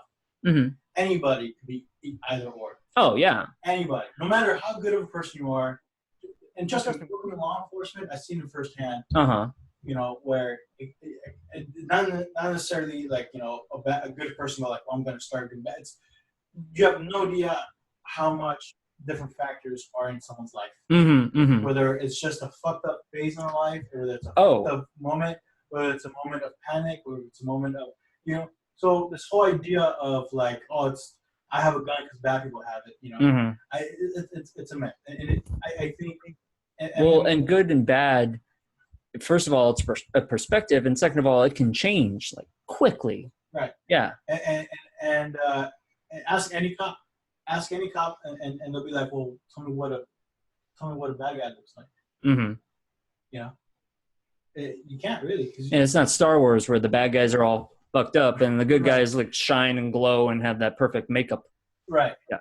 So I don't know. That's just my 2 cents on that particular. No, it's actually interesting that you brought that up, because it helps me to pimp the next show that I'm going to do, or one of the next shows is on emotional control with Sapano from my first podcast. Yeah. And I feel like that goes hand in hand with the good guy, bad guy thing, because most people would describe me as a good guy. My best friend describes me as a gentleman. I've been in a situation where I felt really angry and wanted to kill somebody. Sure. And I had at least once a week. yeah. Okay. Move over here. No, but had I had a gun, it would have. I had a knife and I didn't do anything. Yeah. But that also comes from years of martial arts where I felt the anger boiling up, and I was just like, nope, I'm gonna go home. I'm gonna turn around and walk away. Yeah. Which is the right response. Yeah, but not everybody has that. Not to toot my own horn, but not everybody has that. Right. Martial arts is good because after years of getting punched in the face, you learn how to control your anger. Right. But here's why it's so good for you. Was it made you aware of that. Oh yeah, well, that's what I'm saying is it's just spreading awareness. Yeah. I mean, it sounds cliche, but it's very true. And so that's what, it'd be nice to see if, you have a mental health check before you can get a gun. And then you still have to, like, I don't know, once every 6 months, see a therapist for a few hours. You should get a mental checkup if you're just buying, whatever. Well, even if you're buying stuff on the internet, fuck it. I don't know. Everybody should. Like, I'm really, trust me, like, I'm not, emotional stuff is something I'm really concentrating this year. Because that was a huge problem I had. It's one of the reasons why a lot of was I was very much emotionally unstable. Nothing drastic. I'm not saying I'm bipolar necessarily. Yeah. But there was certain trauma, certain, stuff happening in my background that kind of reflected who I am now. That's fair. Yeah. That just, made me a negative person more than I really should be. And ever since I took more of an effort to get emotionally checked, self-care. Yeah. Understanding of like, okay, go this route, what's going to happen, or you're emotional right now, maybe it's a good time to walk away. Is super helpful, and I think I want to encourage other people to do that because trust me, it takes a split second to make a bad decision to reflect your entire life. Oh yeah. And I think I don't think people. It's hard because you hear it all the time. It's like emotionally you should be well, but in some ways we don't hear enough. Well, and that was kind of the debate. I want to say before the gun law was the great debate of the country was the mental health debate of we need to attack mental health problems as much as we attack like cancer and things like that. And Robin Williams passed away, and people were all up in arms. Oh, we got to attack like depression and get the debate out there and make sure it's not a stigma, which we still do need to. I feel like it's less of a stigma now. And as time goes on, more and more people feel comfortable coming forward and saying, I have depression or I have suicidal thoughts. Right. Well, legitimately though, I feel sometimes people use that term loosely. Sometimes suicidal thoughts. Do you think it's more of a boy cried wolf kind of thing? No, not suicidal thoughts. More like depression. More. Because I think people should realize that you being sad is okay too. That's part of it. I feel like I do that all the time. Because I learned how to differentiate, and a friend, she really taught me this. If you're feeling sad, that's fine. Yeah. That's something you need to work out, something you need to experience occasionally. It's when you're feeling sad and tired, then it's like, okay, that's a whole different level. Because if you're feeling tired, that could, fuck up the other stuff that you're dealing with. And again, I'm not an expert in this shit, but personally, that really helped me, raise a red flag. Yeah. I'm like, I really don't want to get out of bed. Am I sad? No, but I'm just tired. Like, okay, call up the shrink. Or, hey, maybe, don't hang out and or do hang out, because I know these people will make you feel better. Or, stay in and do what I like to do. Watch a movie I like or work on stuff. Self-care. I think productivity is a big factor. Is when you're feeling low, find something small, productive to do. Well, finding your own self-efficacy, do you feel like you're a better person when you're a good friend, or do you feel like you're a better person when you're working? Also understanding like maybe there are going to be times when you can't be with friends and you can't work, and you just kind of have to be okay with who you are. And I think that's a challenge for some people. It's interesting you bring up the sadness versus depression, because I was talking with somebody that I love a lot who has depression. And I said something about, yeah, my depression's acting up.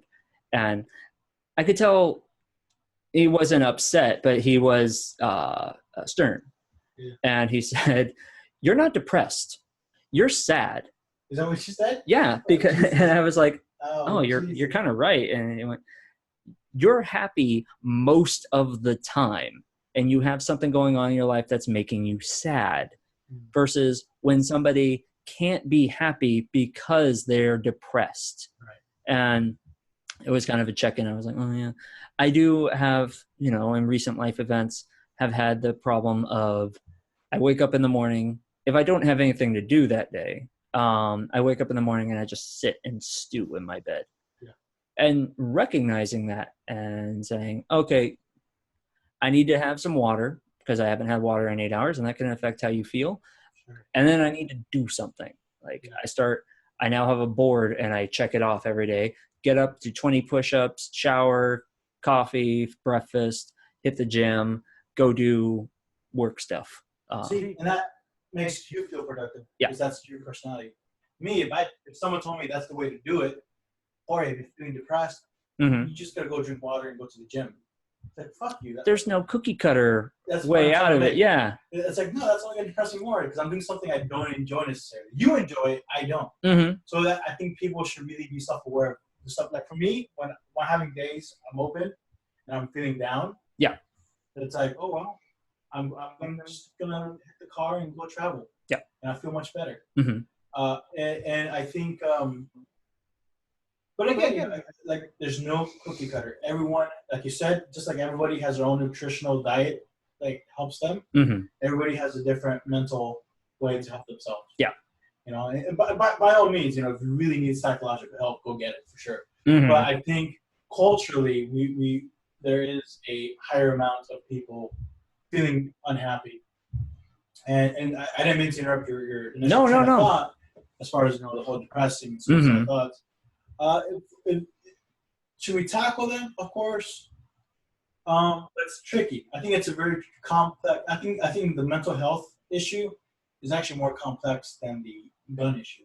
Oh well, I think each aspect has finer points because the way the definition of what's considered mentally, mentally irregular, right, or a hazard is different in states, it's different in institutions, it's different in community.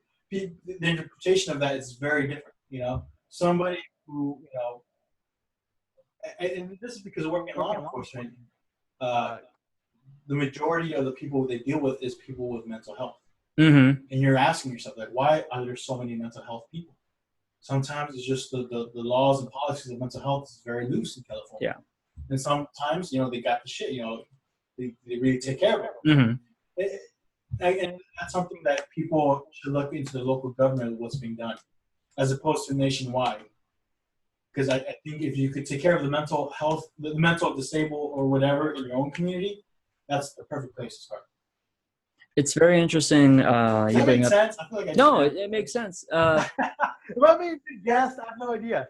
It's interesting you bring that up because I recently talked to a police officer.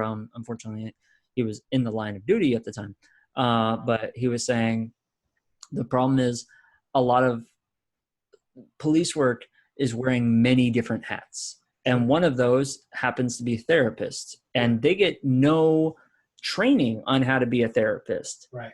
And well, there is a certain training. There's a specific rank that they do get kind of training. Oh yeah. But the majority of them don't. It depends if your department's even has money enough to supply that. But he was saying therapists go to school 6 or 7 years before they then start in their specialty, right. Which is another amount of training, and no police station has the time, let alone the money, to train these cops how to be cops and therapists for 6 or 7 years before they even hit the street. And so they're going at it almost without any, knowledge of how to help these people. It's like people on the Golden Gate Bridge when it first opened and it started becoming the number one suicide bridge in the world. They had no training on counseling. Now to work on the bridge, you have to become trained in how to talk somebody down from a bridge, which is not something you hear from most bridge workers. You're doing maintenance on cables and stuff, and you're also trained to look over and see somebody standing on the edge, and you have to talk them down. And then with that comes the grief counseling for the workers too. It's a strange, sad aspect of our lives in the world that there's so much going on for these people that you would never think in their line of work they have to deal with that. Right. That would essentially be like somebody who delivers pizzas also having to help with domestic abuse cases. Right. And I wouldn't mind if my pizza guy was also my therapist. That'd be the best. At pizza prices? Why not? Yeah. But yeah, man, you're I'll take a meat eaters, and can you send Philip over here? He's really good at helping me with my mother issues. Right? Can you put another 15-minute session with me? Yeah. No, man. There's a big tip in it for you. You're completely right. And I guess bottom line is, as much as we're relying on professionals to tackle this stuff, people should, become more aware of their surroundings, of their friends, family members. Yeah. I noticed Philip over here is feeling down for a while. I know what he's going through. Noticing the telltale signs, yeah. And not exactly taking drastic measures of like, all right, man, you get you institutionalized. Just being a friend. Being there is, again, there were times where I was so in a hole. Having a friend there, just there, for me helped a lot. Yeah. We didn't have to talk about my issues. We didn't have to, whatever. It helped me personally a lot. Yeah. Well, I will, in the sake of transparency, share that there was a time, I wouldn't say recently, it's been about 9 months now, where I found out something that really made me upset. And my first thought was like, I want to kill myself. I reached out to one friend who has dealt with this, unfortunately. I couldn't contact them, but I started driving towards their house. I reached out to another friend who's dealt with this on a personal level, who met me at the house.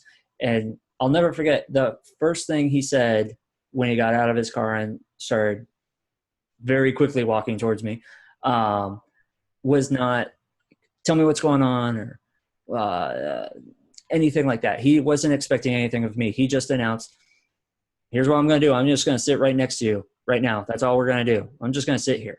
Yeah. And just knowing somebody else was there, that somebody else cared enough to show up, was like, well, maybe my life isn't worth taking because somebody finds value in it. Not me right now, but That's really beautiful. I mean, one thing I've learned over the past year of the shitstorm that is my life is there's no benefit to me not being 110% open, and having dealt with somebody who is not 110% open about things going on in my life really made me feel like there's no need to hide any of my shit. People can tell me their secrets. Sure. People can come to me for help. I'm not going to go blabbing on the internet or anything like that.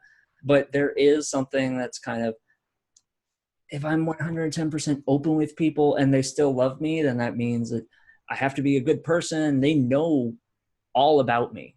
And there's no need to lie or hide or something like that. That's just a construct that we build for ourselves because we feel shamed by something, or there's an aspect of us that we don't like. So we kind of hide it in the dark. And it's like, well, if you don't like that aspect of you and you're hiding it in the dark, deal with it. Clean that wound out. Change yourself. So. Yeah, man, I hear you. And again, there's times where I apologize for that. So pretty good. Dude, I'm so sorry. Mm-hmm. For like a good month, I was just ranting away about my issues, and you took it you fucking took it, you know. But thank you for being there. But that being said, is at the same time, you know, it's humbling. At the same time, you gotta also consider that we're pretty lucky that we have friends. Some people have trouble making friends. Yeah. Some people, and sometimes, and some people have that social awkwardness. Right. Yeah. So yeah, but man, that's a beautiful story, man. Wow. But because I went through that, it helps me sympathize with others. Of like, oh man, like for example, last night I was down on my luck. But yeah, it was last night, and I was just hanging out at a cafe because I was like, I know I need to get out of the house and at least pretend I'm working on something, and I was working on something. And then I saw another guy. We're not really friends, but you know, I know of him in the cafe. He hangs out at the cafe occasionally, and he was down on his luck. He's like, "Hey man, my phone broke." He's trying to call an Uber, and it got to the point where he was like, "You know what, man? I'll pay you $20 if you order Uber for me." And keep on, like he didn't have it on his smartphone, or this phone is dead. Oh, okay, I got you. And keep on, we don't really know each other. We're like, you know, just.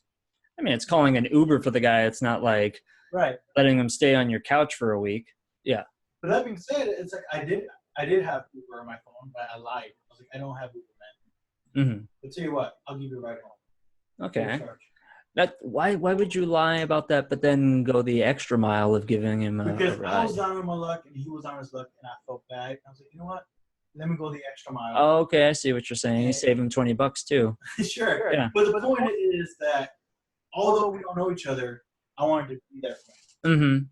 You know, I want him to know, like, hey, in some ways we don't know each other, but hey, man, I care enough for you enough to go out of my way, spend my time and my gas to give you a ride home. Yeah.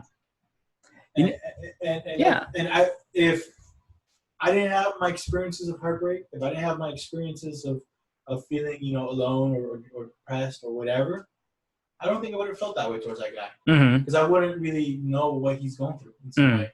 Like, oh, no, sorry, man, you're out of luck or whatever. And I think it's important. Again, I'm not trying to say follow me by example, but it's important to empathize and sympathize with others.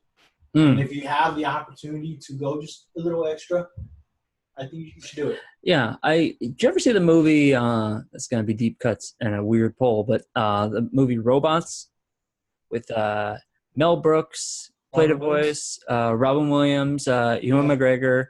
You know what's funny? I never saw the film completely. I've only seen like chunks of it. Oh yeah, it's an animated film, right? Yeah. And that's a chunk consumable film where you can just see you can only see like 5 minutes of it out of order and you still understand what's going on. Sure. But the saying was see a need, fill a need, and I saw that. I want to say I was like 14-ish, and so yeah, I kind of treat my life like that. If you see a need that you can fill, and not hurt yourself, not hurt anybody else, or not. I don't mean hurt yourself physically. I mean, you know. More importantly is don't expect anything back. Yeah, exactly. Non-expectational help. Do it. That puts the world in such a better place than it is now. And if everybody kind of looked around and said, well, "What can I do?" Ask not for what you can do for your country, or whatever it is. Again, but like, I'm not saying go out of your way all the time. What I'm saying is, if I didn't have that time to give him a ride, I probably would have been like, yeah, man, give me $20, I'll order an Uber. Yeah, I got you. I used to do that. I used to do that for my friends in high school, or like when I was just out of high school. I would be driving down after school got out, like on the main road to Blossom Hill where my high school was. And I'd see kids I recognized from the drama department because I helped out with the drama department after I graduated. Keep in mind, you probably can't do this nowadays. I would just pull over or pull off in the parking lot and be like, yo, you want to ride? Like, I would know where they live because I used to drop them off after the shows. You knew who they are, right? I knew I wasn't chums with them. We weren't friends or anything. We wouldn't hang out. We didn't communicate. I knew them. They knew me. Yeah, but you can still do that today. But it could be misconstrued in today's climate, like the creepy old guy, or at least the older guy picking up Was And, it mostly females you were picking up? there was one or two females. There was a male that I would constantly see, and he lived like 3 or 4 miles, and I knew it would be like hot that day. And my crappy old van didn't have the best air conditioning, but it moved The fast. first car was the van? My first car was a Ford Aerostar blue van. Oh, that's pretty cool. I love that thing. I take the seats out and put a bed in the back, or like you could take like 20 people you could take like 5 people to the beach and stuff. Perfect. And it was great because What motivated you to do that act of kindness now? because I see them, and I used to walk home every day before I had a car, especially before you had phones and you could call for a ride, or you could Uber home if you were really it was really hot and you were tired or something. You would just see them, and you're like, you've got a 2-mile walk home in this heat. It's gonna take me an extra 3 minutes out of my way to like pile you in and take you home, and we weren't having great philosophical conversations. It was like, hey. Although your mom did the right last spot. Yeah. But ultimately, ultimately, I did come out a bit. Didn't take a little skin off your back. I have my conversations all the other time. So, Mhm. but yeah, man, I think it goes back to the theme of because you understand where they're coming from, you're more willing to Commiserate, empathize. Yeah. It goes back to the theme of like, again, we should do that system of just switching people in different communities. Just put them on the bus. Yeah. Maybe we don't need to expedite everybody from our country because I've lived their life. I walked a mile in their shoes. Right. What was that saying? If you don't agree with somebody, walk a mile in their shoes, and if you still don't agree with them after the mile, you're a mile away from them and you have their shoes. So there you go. Just walk a mile in somebody's shoes, and maybe you'll understand, or at least the circumstances will be better. Yeah. So you got books. Okay. Never mind. I have books. I thought you were showing off to me for on the reason. desk. No. Okay, David, I get it. You like Star Wars. You got philosophical self-help books. I get it. I like to read. I don't sit at home and watch Netflix every day. Yeah. No, I used to read Star Wars books. That's pretty funny. Okay, yeah. It's been a while since I've read some Star Wars books. They're pretty good. Well, they're decanonized now. Like they got their own when Lucas sold to Disney, they decanonized all the books, which was like a giant fuck you to everybody who reads the books, because it's not just like 1 or 2 extra books or like an in-depth look at the movies. They've created an entire extended universe through the books, and years after. So it's basically fan fiction now. It's essentially. I don't know if Disney came out and said because, like, for example, they made this character, really compelling character, Grand Admiral Thrawn. He's like an alien, works for what's left of the Empire after they destroy it. They decanonized it, so they deleted that character essentially. But then they had the guy who wrote the original books come back and rewrite it. I don't know if there's drastic changes. I haven't read the new series of the same. There's the Marvel Comics universe. There's the cinematic universe. Yeah, and sometimes they're different. Yeah. Sometimes the origins and stuff are different. And then they can get away with like multiple timelines or multiple universes sometimes with that. A lot of people. Star Wars? Interesting. Well, no, not with Star Wars. Thankfully, as far as I know, Star Wars has never dived into time travel, which I like. Star Trek, oh God, it confuses me so. I'm not a huge Trekkie. My outlaw family is. I've watched Voyager. I watched a few episodes of Enterprise. I need to watch TNG because everybody says that's where it's at. I started watching the new one, Discovery. Right. I enjoyed it because it was a long story arc as opposed to each episode is their own kind of thing, and there might be a small story arc through the season. Sometimes you get to be in the mindset of those things. Yeah. I just recently got into Cheers. I just watched all of Frasier, so we're on the same page. A couple years ago, if I saw Cheers on TV, even growing up, Cheers on TV, I didn't even bat an eye. Oh yeah. I wouldn't be interested in it, and I really give a shit. Mm-hmm. And it wasn't until recently where I was just in a good state of mind, at the time, it was, conceptualized as maybe a sitcom. If I was a sitcom, how would it be? And for some reason, I was like, people rave about Cheers. I don't get it. Let me give it, a pilot, watch, and we'll see from there. It's only, 25 minutes long, 3 minutes? Yeah. I watched it, first episode, I was amazed. I was like, the first pilot had a great blend of humor and drama that by the end of it, I really cared for the characters. I really liked them enough to watch the next episode. Mm. And for some reason, I was like, this was made in the 80s? Was it? Yeah. So it just tells you how ignorant I was. Yeah. Of like assuming that we're much more advanced. So that's what, now. 40 years ago, almost 40 years ago. Jesus. But like, it just tells you how sometimes it's good to look back at previous works and appreciate the stuff they've done. Mm. And right now, I'm like binge watch. I'm considering taking vacation time out of my work just to binge watch more years. Interesting. Yeah. So it's just, sometimes you get to be in the right mindset, state of your life sometimes. Because maybe one of the reasons why I didn't really give a shit for Cheers because it took place in a bar. Not really my thing. Okay, yeah. But now that I'm older, I've been to a couple bars. I recognize some of those characters. Mm-hmm. Like, oh, I get it now. The Office, too. I was not into The Office for the longest time. Yeah. And now I got around to it, and it's one of the best shows I've ever seen in my life.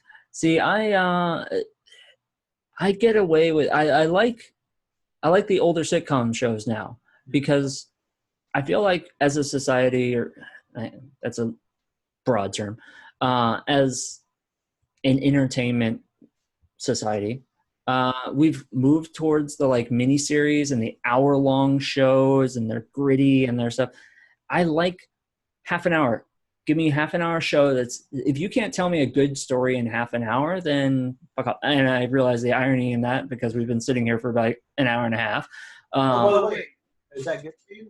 Yeah. Our podcast? I'm good with it. I strive to, it'd be nice to do like a 3-hour show like Joe Rogan does. I've only done one 3-hour podcast. Okay, that would be kind of, and trust me, you're doing a much better job. Oh, okay. Well, thank you. The night is young. It wasn't bad. Mm-hmm. I found myself in most of the talking. Yeah. And I found myself, the stuff he was talking about, relevant or whatever. And he complained about it. He says, I took over the podcast. I'm like, I kind of had to, fucker.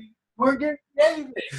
You're alienating your guests. No one's going to ever want to be on your show now. Oh, I can offend him. But, not surprisingly, they won't work out. Stop that for a couple more episodes. Oh, okay. But that being said, I think you're doing great. You're doing great so far.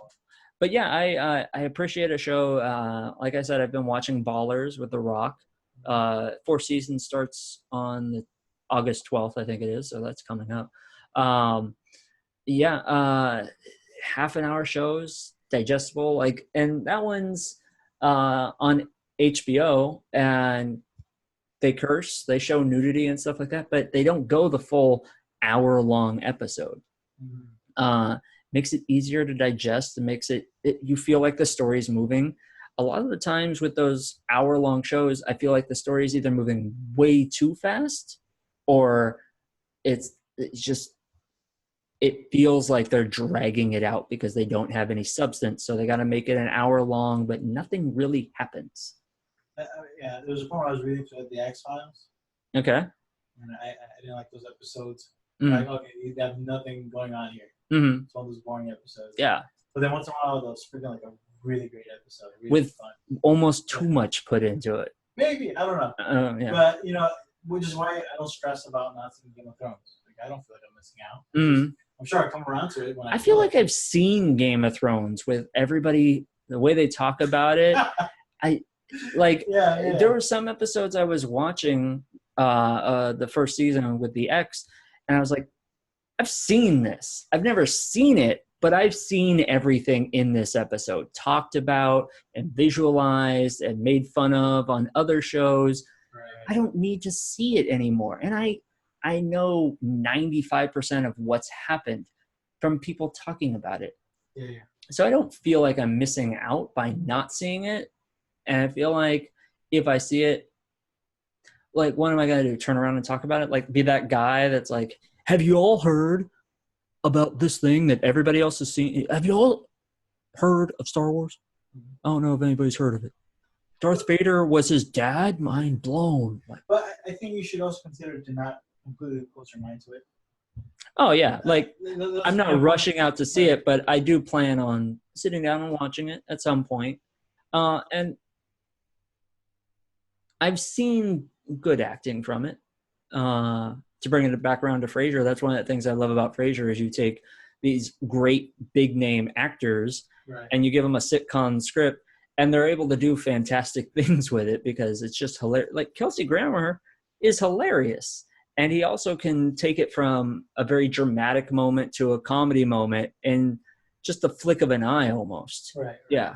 That's pretty cool. I got to see Frasier's next, I guess, after Cheers. Well, yeah, it is the a spinoff. spin-off. So, and then they bring Cheers characters in every once in a while. I'm already looking forward to it. Already. Yeah, yeah, That's pretty it's great. Weird thing to watch was the hair. Season 1 of Frasier, I think, is still in the 80s. I think it's spun off in the same decade. And it's definitely got the big baggy brown suits and the like kind of poofy hair that they had in the 80s, and then to go towards the more slim fit, better cut, and more stylized hair. Okay. Yeah. It was interesting because one episode of Frasier, they go back to the first season in a memory kind of thing. Yeah. It's interesting the way they did it. They didn't do flashbacks per se. It wasn't one of those flashback episodes of, you remember when? And then it's a fade to a scene, when the writers took a vacation. It's like they're talking about the interaction of two characters way back in the first season. Right. And so it has Kelsey Grammer and his brother sitting like on the piano bench watching the scene, and you can see him in the background as they're looking. And it was kind of an interesting technological thing to do. You know who does that so well? What's that? So fucking, these guys are geniuses. It's Always Sunny in Philadelphia. That's a show that everybody raves about too. Right. From what I've seen of it, I don't like it, but Yeah, dude, again, it's not my style. Give it a chance in the future, but man, that's for me one of the best shows ever. But when sometimes they would reference past seasons, but like very very like nuanced, like small in detail. Okay. Like for example, there's a thing where they're all fuck ups, but they all have a camera with them, and I'm laughing so hard because I can relate so much when I was younger. Of like, you don't buy a new tape, you just use the same tape and you tape over it. Mm-hmm. So there'll be times like in the 10th season where they're trying to show something they taped in that season, where you see like the quick cuts and they taped over from previous seasons of whatever they were doing at the time. Okay. Does that make sense? Yeah. Yeah. And when you see that, if you've been, a loyal, consumer of that show, it's just always like, oh, that's so good. Like it's just reminding you of that thing they did in the first season. Mm-hmm. It's funny to bring it here, but it's part of the character where they wouldn't even bother to switch tapes. Yeah. I like Danny DeVito, and I like one of the guys from it. He's been in a few movies now. Charlie Day. Sure. Yeah. But it's I don't know. I've seen one or two episodes, and maybe I just need to go back and watch it from the beginning. But I saw an episode, and I was just like, blame you, by the "This way. is fucking weird. Really fucking weird." When people say they don't like the show, it's like, I get it, man. I get it. It's bonkers for sure. But I watch those different times because it's kind of my wheelhouse.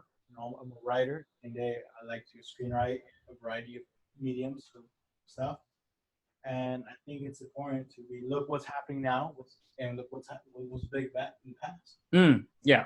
And I think that's something a lot of people creatively, I guess specifically filmmakers and writers, they take the past for granted almost.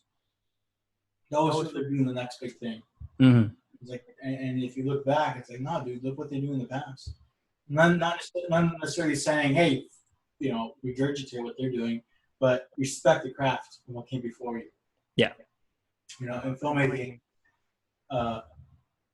even in music, when someone says, they hate blues music or country music, it's like, you're not listening to the right country music. You're not listening to the right blues music. You're listening to what it is now, and it's different from what it was in the past. You really got to and especially when I write music, when I play music, I definitely acknowledge, where certain riffs came from. I acknowledge certain, you know, concepts of song topics. And it's a respect of the craft. Yeah. Comedy as well. You respect the craft of comedy. Well, you got to go back and look what the roots are from, right? Like all film study starts with older movies. They don't show you the greatest Iron Man or something. Which, it's not bad. I think sometimes certain things in academia hijack certain things about art. How can I properly express that? I put this in the context of jazz. Because there was one conversation I had, how I felt jazz was hijacked by the social elite and predominantly, no offense, white people. Get out. Hey, what happened? No, jazz and blues as well. Blues not necessarily. No, because at the bottom line, blues is about the working man. It doesn't matter what race you are. It doesn't matter whatever. Well, all music is like that.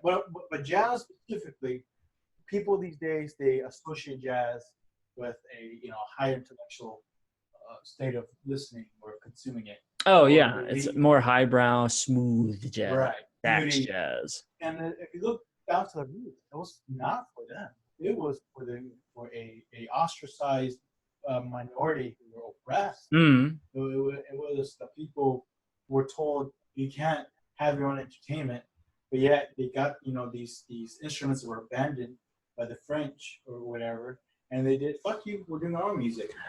And that being said, it wasn't so much that jazz tried to be complex off the bat. They weren't. It's just like punk. It's like they try to go on a beat. I know I'm rambling too much about it, but the point I'm trying to make is the jazz now. Sometimes I find it too stale. I mean, like, how many jazz standards or classics are you gonna keep replaying over and over and over? It's like everybody knows Coltrane, everybody knows Miles Davis. Yeah. It's not. It's like there's a, how can I put this? Because they associate being snooty, future jazz musicians feel they need to be that way. Mm-hmm. And that's where I disagree. Yeah. And that's that's the overall theme I'm trying to say about anything really, is that just because something's big now and you're trying to elevate it, you should look into the past and see how it evolved. Mm-hmm. Because you'd be surprised how much of great stuff you can take from that. Does that make sense? Yeah. It's interesting you say that because I'll share an unpopular opinion. I went to New Orleans for my honeymoon. Yeah. Loved it. Have wanted to go there for a great number of years. I'll be honest, it wasn't my first choice. I guess it was her choice. Yeah, let's do that. It should be. And the compromise, it shouldn't be. The compromise was shitty and didn't get fulfilled. Anyways, but my big thing there was I wanted to go to a jazz club, and the two big things I wanted were a jazz club and a jazz cruise. I love boats. The jazz cruise. I didn't know. And they put you on a steamboat, and they take you down the Mississippi for like 2 miles, and then they bring you back. Yeah. The band plays going up and then a little bit coming back. But we got on, and it was they were good. They were good musicians. It was a group of white guys, and I go, yes, that's racist, but also it's typically when you think of jazz, especially New Orleans jazz, you're thinking more grassroots jazz. Sure. Yeah. I was pleasantly surprised by them. I'm not gonna lie, but there was that kind of thought of how much culture was taken away, and I'm sure people are thinking right now, that's kind of racist that you expect black people to play your music, but again, no, it's not. It's not racist. I think we're talking about classism, really. And that's what I'm trying to imply. Well, and that's what I meant is more. It's not so much white people, mm-hmm. but it's certain people of affluence or certain people in certain class. Well, it's. I'm wondering how much culture was taken away of, like, this is traditionally something that these people, it's almost like you think you wouldn't see a white voodoo doctor. It's a cultural thing of how much culture is bleeding over versus being taken from. But I feel there's a balance. Okay. The idea of diversity is to, experience other people's diverse backgrounds and assimilate, and they take from you take from them. It kind of comes back to the traveling. The whole thing, cultural appropriation, I have a certain problem with it because of that. I was like, there's nothing wrong with people sharing, certain styles, whatever. Mm. It depends how much respect they have to the craft or whatever. Specifically for jazz, again, I'm not trying to say white people shouldn't do jazz. There's some great white jazz musicians. Oh yeah. Some of my favorite. Mm-hmm. But what I'm saying is a certain class of people that are taking a music that's not meant for that necessarily, it comes from people who have real shit they want to express. Mm-hmm. Not to say African people don't have real shit expressed. I'm just saying I don't think it'll translate very well, and if it does, it's like, it's more of an acquired taste, Yeah. I suppose. It's so interesting. Bruce Springsteen is doing that live show on Broadway. Yeah. And I guess during it, he says, I feel like a fake because a lot of my songs revolve around the working man, and I've never had a job until right now when I started this Broadway show. And this is my first job because it's something I have to do every single day at a certain time. I love Bruce. Yeah. Oh yeah, he's a great guy, but it's just kind of interesting of like, well, I don't ever want to work, so I better get good at singing. No, but he's a big influence on mine, musically. Okay. Because there's a point where musically I was frustrated. Because I try, again, it goes back to what we talked about. I try to be something I'm not. Mm. But what helped me out of that hole was to look back at past, musicians and really understand what they're singing about. Mm. Really understand, where the music's coming from. And what I'm saying is, jazz was, at the time, punk music. This is when punk music came out. Like, what the fuck is this? This is like aggressive. This is like a whole new level of expressing emotion. Mm. Like exactly what the bebop era was in the 1920s. Where it's people going like, man, fuck the man, let's do our thing. And again, white people were involved in that movement too. It didn't matter. It's just, again, once culturally we compartmentalize these things and we dictate where they belong in society, we dictate where they are in entertainment. That's where I'm like, you're not helping the future generations. Mm. And that's why when someone complains, I don't like country. It's like, well, dude, because you're listening to a very commercialized version of country that is acquired taste and off-putting. Why not go for back in the day, And I show them songs. They're like, man, this shit's hella good. It's like, yeah, I know it's hella good. I have good taste in music. And where I'm going with it necessarily is that I think in many things, artistically and creatively, but also life-wise, it's good to reflect on not just your past, but other people's past. Yeah. I love reading biographies. If there's a genre of book, that's my genre. Because whether it's a dictator, whether it's a leader, a president, whether it's an artist, a poet, a serial killer even, I find it fascinating to know how they kind of grew up. Do you like life decisions they made? What made and you'd be how it's kind of scary though how similar a dictator's background and a president, or a world leader, especially our current one. No, not I don't know, but like someone like Mandela. How similar roots they might have. Yeah. So a few choices along the path could have changed them from dictator to. And I find that fascinating. Yeah.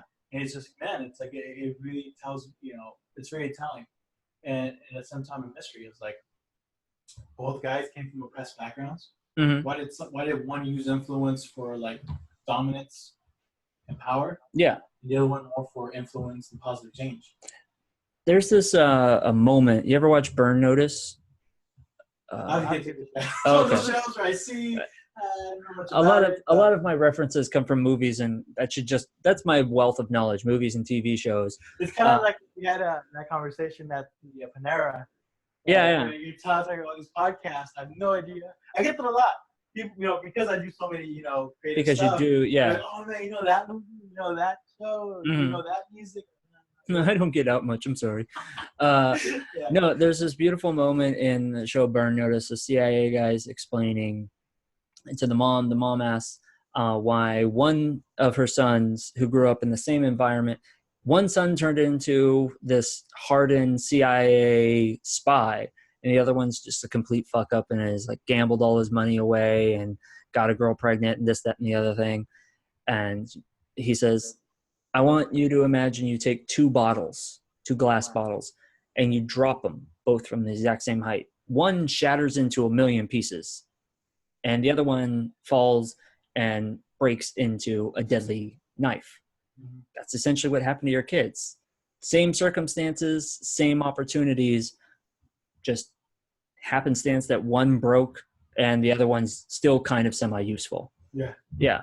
Right. It was very interesting. And yeah, you see that with dictators, you see that with siblings. Apply it to everyday people. Like, you'll be surprised.